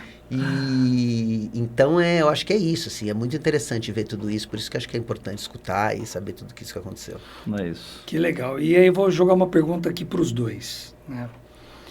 Porque tem o conceito etimológico da palavra aventura, né? Acho que Se vocês quiserem por essa linha, tudo bem. Mas para cada um de vocês, o que é aventura? O que é aventura para o Sérgio? O que é aventura para o Douglas? Bom, vou começar e deixar você terminar, cara. Uma vez eu escutei do Amir Klink, ele falando, que aventureiro era aqueles caras que tentaram chegar no Polo Sul, né? Ou seja, tem o Amundsen, o Scott, essa galera era aventureira, né? Porque eles não tinham GPS, eles não tinham equipamento, eles não sabiam para onde eles estavam indo, né? Segundo as teorias modernas, talvez não tinha nem polo, né? Talvez fosse a borda da Terra plana, mas só fazendo uma piada aqui, mas vamos deixar para lá. Sacaneando. Mas assim, aquilo eu acho que essa aventura, esse conceito de aventura, de você, do desconhecido, né? Então acho que isso é aventura. Mas para mim, eu acho que é você, para mim, agora eu vou falar para mim, né? Eu não sou um grande aventureiro, no sentido como esses caras, né? Mas quando eu fiz 40 anos, eu tentei subir ao Aconcagua, né? Numa expedição comercial, né? Que tem expedição, até pro Everest tem expedição comercial. Mas para mim, você tá numa condição mais próxima da nossa essência como espécie, né? Que é você pensar em respirar, beber água, comer, né? E se abrigar, basicamente isso. Para mim, isso é o que me move de estar na natureza. Então, quando eu estou fazendo uma caminhada, né, quando eu estou fazendo uma viagem de bicicleta, quando eu estou fazendo alguma coisa... eu não gosto nem de falar fora da zona de conforto, porque às vezes não é desconfortável necessariamente. Hoje em dia a gente tem conforto, tem bota, tem meia, tem uma série de coisas, né? Mas eu acho que quando eu estou próximo dessa essência da espécie, que é o básico da vida, né? É quando eu me sinto nessa condição de aventura. Então... quando eu estou tomando um banho de cachoeira, né, gelada, por exemplo, eu me conecto com isso, com a essência, né? Porque quando você está dentro da cachoeira, tomando banho de cachoeira, você precisa se esquentar só. Você precisa respirar, né? Conseguir respirar no banho gelado e se esquentar. Então, essa essência, para mim, é o que eu acho que é o que eu considero aventura. Não é nem a questão da adrenalina ou do risco, sabe? Para mim, é mais essa essência mesmo. Legal, muito legal. Agora eu passo a bola para você. Eu estava lendo uma poesia ontem do Fernando Pessoa. Eu não sei falar poesia, mas o conteúdo da poesia é o seguinte. Eu já vi tantas paisagens, já passei por tantos lugares, através de tantas janelas, conheci tantas pessoas, fiz tantas experiências. Nossa, isso está tão longe do que eu quero. Boa! Tem muita coisa. E o exemplo, assim, eu acho que da pessoa que teve esse espírito de aventura, né, foi muito engraçado. Eu fui fazer um passeio aqui por Minas Gerais, entrei pelo meio do estado, aqui na região das cidades históricas, né? A gente estava por um caminho de terra, assim. Eu estava com a Pamela, que é uma amiga minha da Argentina, que é professora universitária lá, turismóloga e tal, né? A gente conhecendo os lugares e tal. Daí chego num lugar, me perdi, sabe? E o GPS não funcionava. Eu, tipo, eu não sei onde eu tô, cara. Daí tinha assim, a estrada tem uma bifurcação. E tem um cara lá. Eu falei, é o seguinte, eu tô indo para Ouro Preto. Qual que é o melhor caminho? Ele falou, ó, você entrar à direita aqui, lá ali na frente já passa a estrada de asfalto, você vai pegar essa asfalto. E você vai entrar à esquerda. Não, aqui não dá, pô. Aqui, porque se essa estrada aqui, você é num lugar que tem uma balsa lá, que você vai ter que atravessar o rio de balsa. É por aí que você quer ir. E outra, não tem sinalização nenhuma. Eu olhei pra ela, que lado a gente vai? Você já sabe, né? É esquerda. Porque pra andar no asfalto, pô, que graça tem esse troço. Você vem aqui em São Paulo, do lado de casa, né? Chegou em Ouro Preto. Isso, cheguei em Ouro Preto. Aí, com muita história pra contar. Uma atividade... Foi uma viagem uma das atividades mais fantásticas, cara. Logo na frente, já tem 1 quilômetro, assim, já tinha um cara fazendo umas esculturas gigantescas de madeira, de leões. Tá. Ali é muito rico de artesão, né? Pô, anda mais um pouco e tal. Ele chegou lá para um rio, assim, né? Daí eu falei, bom, agora tem uma balsa. Eu imaginei que era uma balsa, um ferry boat, assim, né? Não. Era um negócio com latões, com 2 tábuas em cima. E o cabo de aço. E o cabo de aço. O cabo de aço. Aventura eu tive mesmo. que entrar em cima daquele troço e falar assim, puta, rezar pra não cair na água, né? Legal. E daí, pô, essas coisas são inesquecíveis. A viagem pelo asfalto, provavelmente eu nem me lembraria de contar essa história, né? Mas o imprevisto, né? Eu acho que uma vez eu falei num evento sobre isso, até correndo um risco, porque eu estava falando sobre imprevisto como uma coisa positiva em viagens, e eu estava falando para um público que era potenciais clientes meus. E eu acho que o imprevisto é o que traz realidade para a vida, né? Porque é óbvio, eu não estou falando de um imprevisto numa atividade de tirolesa que corre um risco da gente, né? Eu não estou falando disso.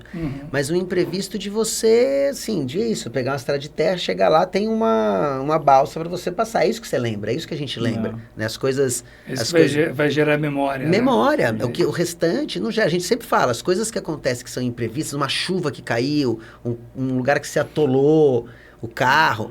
Sempre pensando de forma segura, sem correr grandes riscos, é isso que faz a vida. Mas é o perrengue, né? O perrengue. É o perrengue. Depois de dar risada, eu falei. É isso que a gente faz daqui, lembra? É isso que faz...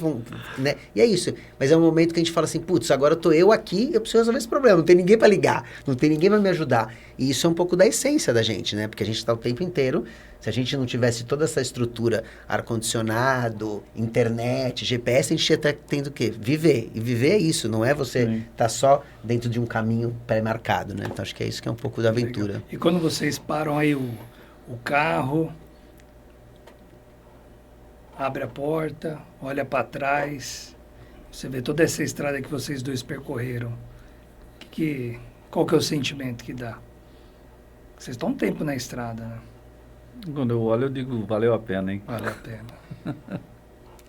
Valeu a pena. Tem umas coisas que eu olho que eu falo assim, nossa, me dá um frio na barriga, do tipo, por que eu fiz isso, né? Mas tudo bem, não, mas valeu a pena. É o que eu falei, assim, eu larguei minha formação em ciência da computação, quase fui trabalhar na IBM, e várias vezes eu olhei para trás e falei assim, putz, será que eu fiz o certo? Eu acho que hoje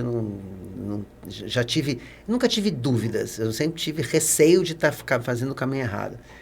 Mas hoje não posso reclamar, eu acho que até as amizades que a gente faz ao longo da vida, as pessoas que a gente conhece, todas as histórias que a gente tem para contar, eu acho que não trocaria por nada, mesmo com todos os perrengues passados, né? Exato, eu também.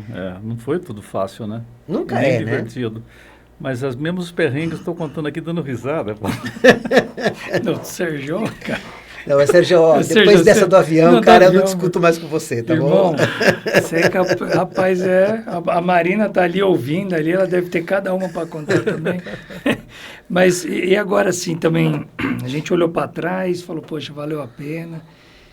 Só que tem mais uma estrada pela frente, o mercado ele continua. Como que vocês enxergam hoje o mercado, baseado em tudo isso que foi construído lá atrás, né? Com muitas mãos, com muita paixão, com muito amor, mas com muito profissionalismo, muita ousadia também, né? Estamos aqui o Sérgio mostrando o nível da ousadia dele, né?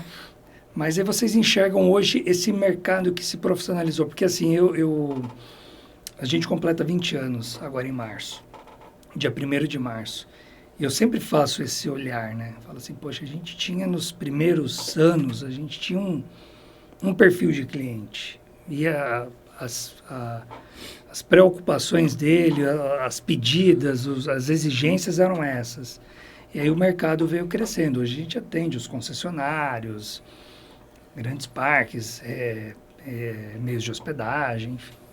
É outra preocupação, assim, é outro escopo de trabalho. E a gente olha e fala assim, o mercado mudou, né? O mercado está mais exigente. E aí você olha então e vocês olhando esse mercado que foi construído, né, baseado muito no esforço de vocês, tem mais profissionalismo pela frente, conhecendo os mercados internacionais, a gente cresce ainda muito mais, tem muito ainda para alcançar. E aí? Eu acho assim, olha, quando você pensa em aventura, a aventura tem muito a ver, assim, meio com o inusitado, né? Que você tem que ser a coisa que você não espera, aquela coisa da emoção, de você sentir um pouco de adrenalina e tudo mais e tal. E eu acho que o grande desafio é o seguinte, o mercado foi se estruturando e a gente tem que se renovar o tempo inteiro e apresentar novos produtos e apresentar novas formas de fazer. Cada vez mais fazer com que a experiência que o cara viva tenha, não só seja uma experiência externa, mas que mexa com o interior da pessoa, sabe? E cada vez que passa essa necessidade das pessoas viverem esse tipo de experiência na natureza, saindo do sua zona de conforto e experimentando outras atividades, valorizando o meio ambiente, o mundo exterior, é que vão fazer as mudanças no mundo interior dele. E cada vez é mais necessário. Hoje as pessoas buscam isso, mudar os objetivos das pessoas, né? Teve uma época assim que todo mundo queria ficar rico e ter uma grande empresa e ganhar muito dinheiro. Hoje, existe as pessoas se questionam, né? E a gente tem uma coisa acontecendo paralelamente, que é o mundo virtual. Quer dizer, tem jovens que dizem o seguinte: se me tirar desse mundo virtual, eu vou morrer, porque a minha vida está aqui. 90% da minha vida são as emoções que eu vivo jogando ou fazendo alguma coisa e tal. Essa questão do turismo de aventura, das atividades junto à natureza, etc., se tornaram muito, muito mais importante. E o mundo evolui, não é pelo aperfeiçoamento cada vez mais do que já existe, é pelas contradições, pelas coisas que acontecem ao contrário. E a grande contradição hoje é o mundo virtual te atraindo mais do que o mundo real. Então, a gente tem uma função agora, você não acha, Douglas? Sensacional. Nós todos, né? Sensacional. Eu acho que é uma coisa que tem países, inclusive, receitando do ponto de vista clínico, né? Assim, prescrevendo atividades de natureza para as pessoas se desestressarem, para curar a depressão. Então, eu acho que assim, a gente tem uma oportunidade enorme. Suécia, né? Suécia, acho que começou a fazer isso. Suécia foi a primeira. A gente tem uma oportunidade enorme, mas a gente tem um desafio enorme também. Sim, que é justamente tirar essas pessoas, concordo 100%. Enquanto o Brasil, né, eu sempre, até minha filha, né, sempre fala que às vezes eu sou otimista demais. Mas é isso, eu acho que a gente tem tanta oportunidade de fazer isso acontecer, que quando a gente olha para fora, olha para o mundo, eu vou falar agora do Pantanal, que é uma área que eu atuo bastante. Fui para a África do Sul ano passado. Assim, você vai para a África do Sul, eu não volto deprimido, porque os caras estão muito na nossa frente. Eu volto empolgado, porque tem muita coisa para fazer. Exato. Né? Legal. Então, assim, o Pantanal, sei lá, se tiver 30 lodges, que você fala, putz, são lodges interessantes, não sei o que, a gente está contando muita coisa. Enquanto na África do Sul, só no entorno do Kruger, tem mais de 200 lodges. Né? Então, assim, e o Kruger, o Parque Nacional do Kruger, ele tem 10% da área, não do Parque Nacional do Pantanal, mas da área do Pantanal. Então, assim, eu vejo muita oportunidade, eu vejo cada vez mais municípios como Socorro, Brotas, pegando os exemplos aqui próximos da gente, que estão se desenvolvendo. Cada vez mais você tem coisa acontecendo, pequenos empreendimentos sendo montados, empresas novas sendo criadas. Então, eu vejo muita oportunidade, um caminho, assim, ainda muito longo a ser seguido. A gente está muito longe de chegar num processo onde as pessoas precisam, né, precisam ocupar o espaço de alguém. Tem muito espaço para todo mundo, mas eu acho que eu concordo com o Sérgio. A gente tem um desafio de fazer com que as pessoas queiram, mas eu acho que isso vai se tornar uma necessidade, né? Vai cada vez mais se tornar uma necessidade. Né? Não é óbvia, né? É uma necessidade que talvez esteja escondida por trás das coisas, mas vai ser uma necessidade. As pessoas vão sentir falta. As pessoas vão sentir falta dessa convivência. As pessoas vão sentir falta de um banho de cachoeira. Eu falo do banho de cachoeira, para mim, banho de cachoeira é a coisa mais importante. Se eu puder tomar banho de cachoeira todo dia, eu tomaria banho de cachoeira todo dia. Então, as pessoas vão sentir falta disso, né? Porque elas não é suficiente o mundo virtual. Né? Ele parece ser suficiente, mas ele não é suficiente. Então, eu acho que eu me preocupo com o mundo virtual, mas as coisas acho que são meio em ciclo, sabe? A gente vai para um ciclo, depois a gente volta de novo. Então, assim, eu não acho que é tudo bem, mas eu acho que... uma hora que vai estourar essa bolha e... as pessoas não vão conseguir viver mais. É muito aprisionante isso, entendeu? Né? Vou contar uma história da minha filha, ela vai escutar e vai ficar brava, mas ela, assim, ela percebeu ano passado, quando a gente foi para a África, que ela estava angustiada de ficar na rede social enquanto a gente estava viajando. Né? E ela estava mal. Ela chorou com a gente e tudo mais. E aí, esse ano, quando a gente viajou em julho, ela falou, pai, você pode bloquear minhas redes sociais? Porque eu quero viver a viagem. Que legal. Eu quero estar aqui, eu não quero estar na rede social vendo o que todo mundo está fazendo. E eu acho que isso as pessoas aos poucos vão percebendo, porque as pessoas vão ter... O índice de pessoas com depressão aumentou absurdamente, principalmente depois da pandemia. Então, uma hora isso vai cair na real e vão falar, putz, eu preciso fazer alguma coisa de socialização, de estar num ambiente natural. Então, eu acho que é uma super oportunidade e hoje a gente está mais estruturado. Então, isso é bom também. é legal o que a gente viveu e tudo Sim. mais, mas está estruturado também é positivo, né? Exato. Chegar agora, quem está chegando agora, o mato tá baixinho, né? Mas também tem muita coisa para escavar. Não, sim, né? mas não tá nessa altura que tava, né? E aí a forma como você conduziu lembra aquele empresário que pede para 2 vendedores de calçado, né? Você já viu isso aí? Vai lá naquela cidade lá que eu quero expandir meu negócio. Aí vai o primeiro, chega lá, olha a cidade, todo mundo andando descalço. Aí ele volta e fala assim, vai dar certo não. Ninguém usa chinelo. Aí manda o segundo vai lá, olha, ninguém usa. Aí ele volta e fala, vou montar lá que lá não tem concorrência. É tudo como você enxerga, né? Mas eu acho que é isso mesmo. É isso aí. Legal, né? Eu entendo que essa questão do mercado consumidor, eu sou pai também, e eu me preocupo muito, né, com essa questão também desse negócio digital, né? Então a gente, né, vai sempre ponderando para que isso não seja um excesso, né? E sempre buscar viajar na natureza, se conectar com a natureza, tá, né, no ambiente natural. E os nossos amigos, né, tem aquela galera que fala que a gente é os malucos, né? Olha lá vai os malucos da natureza. Mas a gente enxerga que isso é né, assim, essa maluquice, né, essa pseudo-maluquice é uma forma da gente trazer esse oxigênio para eles, né? Porque é um mundo muito aprisionante, né? Essa questão, eu gostei muito da tua fala também, Sérgio, da gente olhar essa questão do externo, né? Então, muito boa a fala. Bom, a gente daqui a pouco está caminhando aqui para o final. Queria só saber de vocês, assim, uma curiosidade aqui rápida. Tem algum destino preferido aí do coração de vocês? Essa é polêmica, né? Você fala assim, dependendo se eu falo que é um, eu vou chatear o outro, né? Tem algum para não ser polêmico, vamos fazer o seguinte. Para quem está assistindo aqui o Aventurando Cast, vocês que já rodaram muito, mas só vale no Brasil. Então, vou mudar minha pergunta.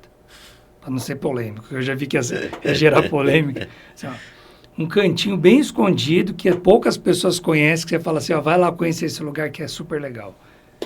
Aí melhorou agora, hein? Tem aí, Sérgio? Vocês que já rodaram tanto. Tem vários, estou pensando aqui. Olha aí, ó. Os caras são rodados, gente. Então você tem que descobrir um novo destino aí, a hora é agora, aqui, ó. Aqui, e só sai coisa boa, viu? Então. Putz, do Brasil, na verdade é um destino até conhecido. Eu acho um destino incrível, apesar de hoje estar bem badalado, né? Mas eu acho que é um dos destinos mais únicos que a gente tem no Brasil, que é Lençóis Maranhenses. Não é o destino que a gente mais vende, mas é um destino que, para mim, em termos de paisagem, então, é muito único. Acho que não tem nada parecido no mundo, então eu acho incrível. Mas, do ponto de vista, assim, do coração mesmo, tal, é um destino que hoje em dia já é muito mais conhecido e tudo mais, mas que onde eu comecei a trabalhar com turismo, que é as Cavernas do Petar. Para mim, é um lugar que é perto de São Paulo, acessível para chegar. Hoje tem pousadas super legais. E ainda é um parque pouco visitado, muito mais visitado do que antigamente, mas eu acho o Petar, já passei, na verdade, acho que 3 Réveillons lá, né? E já visitei, sei lá, mais de 80 vezes a região, e é o lugar do meu coração, sem dúvida nenhuma, é o Petar, porque foi onde eu comecei. Então eu recomendo quem não conhece, conhecer, e acho que tem muita gente que ainda não conhece. Vale do Ribeira? Vale do Ribeira. Isso aí. Anotou? Anota a dica. Não, hoje uma caminhada que eu fiz foi para um lugar bem interessante, cara, porque me trouxe um conhecimento da história do Brasil importante.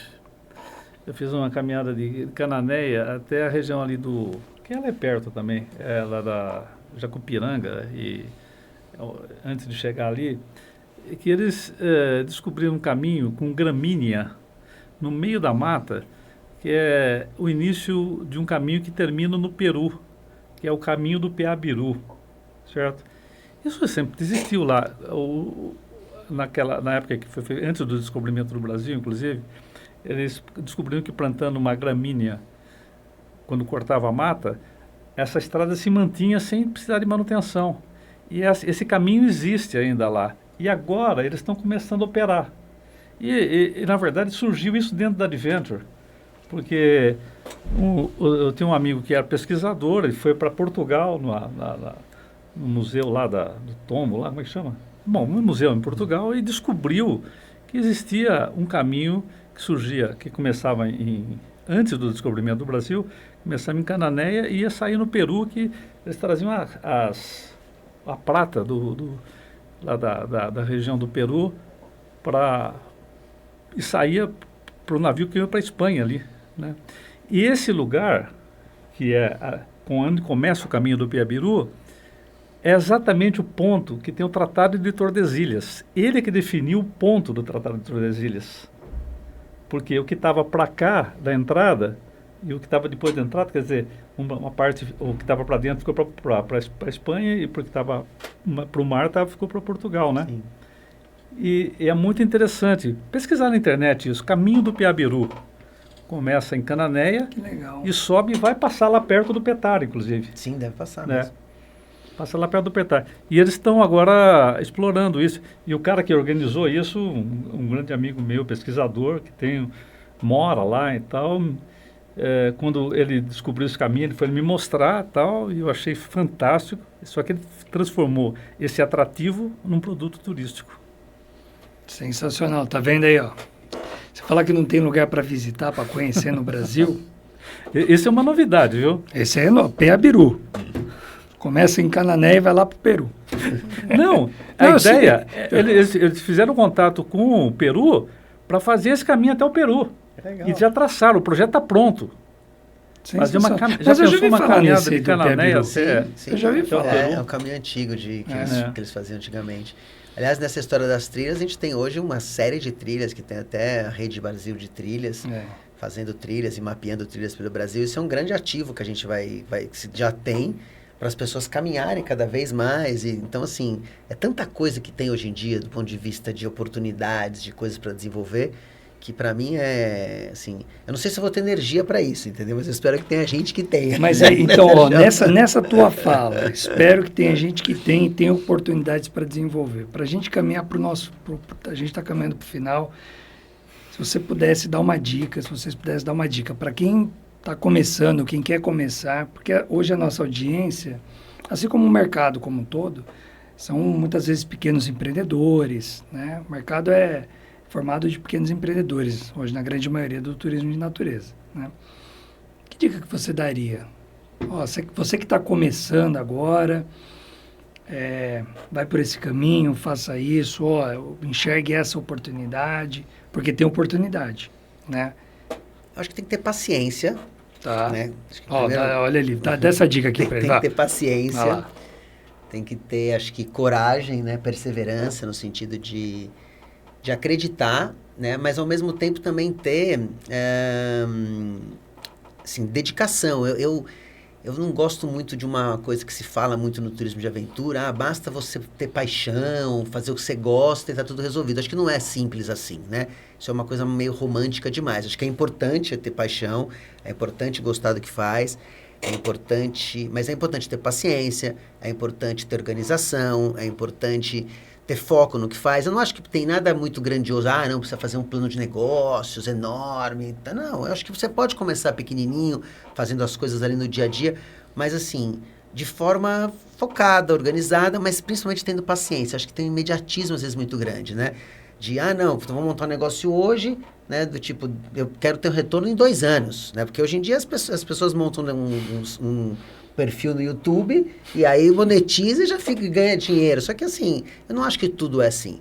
E eu acho que no turismo é uma coisa nem todos que criam um perfil no YouTube. Exatamente. Então eu acho que no turismo tem que ter paciência, né? E tem que ter dedicação, perseverança e organização. Não tem outro caminho. Eu acho que esse é o ponto. Paixão não paga boleto, entendeu? Vai com esse negócio de paixão que você não vai longe não. Obrigado, viu, Douglas? Dá uma dica aí, mestre. Olha, eu acho que tem um mercado que é enorme.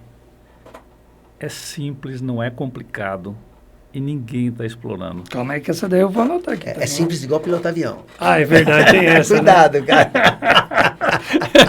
Do mesmo autor. Eu digo que se vocês forem experimentar, vocês vão ver que é mais simples que vocês imaginam. quando você anda de carro, os carros passam a 100 e tantos por hora, a velocidade relativa de Ele 250 explica, km ele tá querendo por hora, defender a a 1 metro de distância um do outro, e se você virar 1 grau a mais a direção, um carro bate no outro. O avião anda lá em cima, um avião passa a 1 quilômetro de distância um do outro, não tem Tá vendo, como cara? bater. Tô O cara falando. tem uma tese, bicho. O cara tem Não uma é à tese. toa, não. Gênio. Eu não vou dizer que não tem perigo na aviação, porque tem. Você tem que pegar o carro para ir até o aeroporto, pode bater o carro. Verdade. E é mais perigoso o avião estar no chão do que no ar. É isso. É Não isso é? mesmo. Isso eu aprendi com o engenheiro. É verdade. Uma vez estava num Um voo. avião parado O avião estraga. parado é muito mais perigoso. Ele falou assim: tá voando aqui, tá tranquilo. Ele tá... Mas voltando à Vamos lá, oportunidade de dá a mercado, dica, vamos lá.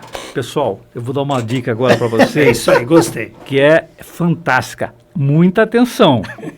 É o seguinte, existe um mercado de mais de 50 milhões de pessoas que precisam encontrar um lugar para ir. E ninguém aceita os caras, ninguém prepara o lugar para eles. São as pessoas que têm qualquer tipo, pessoas com deficiência. Você fala, bom, mas será que, para receber esses caras é uma coisa complicadíssima, não tem nada de complicação. Se vocês quiserem aprender, inclusive gratuitamente, sem gastar um tostão, é só visitar qualquer empreendimento da Rede dos Sonhos em Socorro. E a gente está aberto para ensinar para qualquer pessoa como é que se faz um projeto para atender esse público. Vocês vão ver que é mais simples. E quando você faz para a pessoa com deficiência, se atinge um outro público daí que é muito maior, de idosos, de obesos, de pessoas com falecente de acidentes, ou que são pessoas que têm, por exemplo, algum problema com auditivo ou cegos, etc. Bom, é um mercado enorme e ninguém está atendendo. Olha a dica a gente tinha 65% de ocupação no hotel. Começamos a atender esse público, o que aconteceu? 90% de média anual. E 5 hotéis. Em 5 hotéis. Então, aí está a dica. Olha aí, ó. Pessoal, é um puta de um negócio. Além de você fazer um negócio bacana, porque as pessoas precisam fazer turismo de aventura, precisam fazer atividade na natureza. Então, além de ter uma missão bacana, é altamente lucrativa. Sensacional. É que tem a questão do sentimento, né? Exato. Prazeroso, né? Muito. E aí começou com o Campo dos Sonhos, foi o Parque dos Sonhos, Terra dos Sonhos, Colina dos Sonhos e agora Portal dos Sonhos. O cara conhece tudo, cara. Eu cara sou, tá ligado. eu sou rodado, pô. Grande abraço, Zé Fernando. Já mandei uns 300 abraços aqui para ele. Já convidei ele para vir aqui também. Agora você convoca teu irmão para estar aqui. Tá Fala, bom. fui lá, tá aprovado. Sim. Ele não joga a gente na berlinda. O Zé gasta 50% do tempo de vida dele para tocar esses hotéis. E 50% do tempo ele passa ensinando as pessoas como é que faz. Sensacional. Você sabe disso, né? Não, eu sei. É palestras em todos os lugares, visita técnica toda semana. Eu tanto sei, Sérgio, que quando você estava falando que gratuitamente, eu já levei lá, eu acho que uns 3, 4 clientes para fazer benchmark mesmo. O Zé, ele para o dia dele e ele tem um prazer de apresentar, de falar, Sim. de uma maneira tão... Pô, mas você tem para quê? Você tem mesmo, paixão, né? é simples, não é simples, ele é como pilotar um avião. Ele fala assim: "Não, isso é simples, não sei o quê. Anota aí. Ó, quer esse contato?" Ele passa os contatos, ó, faz assim, conversa com tal pessoa. Zé, ó, beijão. Você é uma inspiração para nós, para todo o setor de turismo de natureza. Vai ser uma honra ter você aqui conversando com a gente. Eu tenho o maior orgulho de ter um irmão desse, Eu não tenho a menor dúvida. Colocar meu esses dois currículo, aqui. você pegou meu currículo e falou, sou irmão do Zé Fernandes. Eu posso falar que eu sou... Você sabia que uma vez a gente estava numa reunião da Beta? Olha aí, Zé, vou contar essa daqui. Acho que foi minha primeira reunião que eu fui participar lá na Minerva. Acho que foi a primeira. E aí eu, meio assim, o Zé Fernandes, sabia quem ele era. Tá? Daqui a pouco ele chegou assim: "Ô, menino, uma coisa, eu não sei se ele falou Vinícius e tal, hoje ele me chama pelo nome, né, já. Mas ele falou assim: eu entro direto no seu Facebook." Eu falei: "No meu Facebook?" Na época não tinha Instagram, né? Não sei se tinha ou não, mas ele falou Facebook. Eu falei: "Mas por quê?" "Você tem ótimas ideias, eu gosto de ir lá e pegar suas ideias." Aí eu lembro que tava o Gil Cunha, tava a Poli, tava o Banjo. Eu olhei e falei assim: "Galera, Zerei o game. Ganhei meu dia. Não, zerei o game. O Zé Fernandes está querendo pegar as minhas ideias. Tá maluco, cara. Acabou. A gente tinha inaugurado Gigantes ali, acho que naquela época. Então foi muito legal essa fala do Zé. É um querido. Eu tenho um carinho enorme por ele, pela Jaque, enfim, toda... Bom, vocês são incríveis, né? São inspirações pra gente. Bom, falei que era rápido? Tá bom. Queria agradecer imensamente Serjão, Douglas, pela presença de vocês, a disponibilidade da agenda de vocês de vir aqui bater um papo, né? A gente fazer esse remember aí de como começou, é importante, né? Você tocou bastante nisso, né, Douglas? A gente ter gratidão, né? Por tudo aquilo que a gente já conquistou, né? Eu vim aqui só ajudar o Serjão, cara. Não, mas e aprender mais um pouquinho. Não, a gente aprendeu muita coisa. Hoje, inclusive, que pilotar um avião é super tranquilo. A gente vai fazer o curso logo. E aí, assim, realmente foi um dia para mim assim, memorável começar o primeiro Aventurando Cast aqui nesse papo de alto nível, né? Com muita emoção aqui, com muita entrega, com muita história, com muita risada. Então, eu queria do fundo do meu coração agradecer vocês dois. A Marina também, ela acabou de sair agora, né? Eu falei olhando ali mas daqui a pouco ela vai assistir, né? A Marina é minha filha e minha chefe. Ela que manda em você? Ela que manda, entendi. Então, viu que ela veio para ver se eu estava fazendo tudo certinho. Eu vi quando ela viu que quando você estava certinho, ela foi bem agora que ela falou, bom, não falou nenhuma besteira. Agora tá tudo bem. Mas obrigado mesmo do fundo do meu coração. Olha que vocês tenham um ano aí muito abençoado com a família de vocês. Obrigado. Obrigado. Também desejo a todo mundo.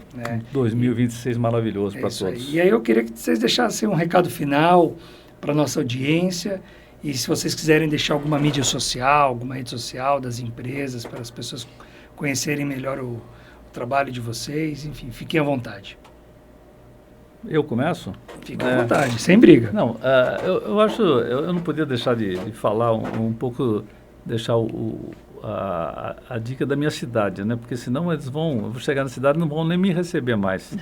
Mas Socorro é uma cidade que tem crescido bastante nessa coisa do turismo de aventura e desse turismo que para receber pessoas com deficiência. E vale a pena visitar a cidade e, se vocês quiserem, tem o site da rededosonhos.com.br, onde vocês veem todos os hotéis da rede, mas também tem lá informações sobre o município, tudo que tem lá e tal, né? Mas eu acho que a dica que tem que dizer é o seguinte, olha, em relação a...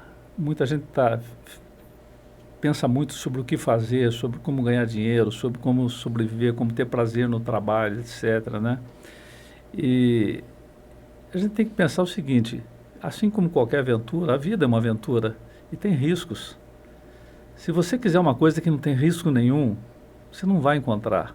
Sempre existe algum risco. É claro que o risco, como na aventura, na vida tem que ser um risco calculado. E é isso que eu proponho, entendeu? Pensem naquilo que bate lá no fundo do coração, porque daí você gasta menos energia para fazer quando você gosta do que você faz, né? E não se limitem toda vez que encontrarem alguma possibilidade de risco de não dar certo, porque é imprevisível o que pode acontecer. Então, essa é a minha mensagem. Sensacional. Eu queria aproveitar a presença do Serjão e dizer que eu acho que a gente, nas sociedades ocidentais, principalmente, a gente não olha muito para trás, né? A gente olha muito para frente, muito para o hoje. A gente, né, tem, às vezes, uma certa arrogância e prepotência de achar que o que a gente faz hoje é melhor do que as pessoas fizeram lá atrás.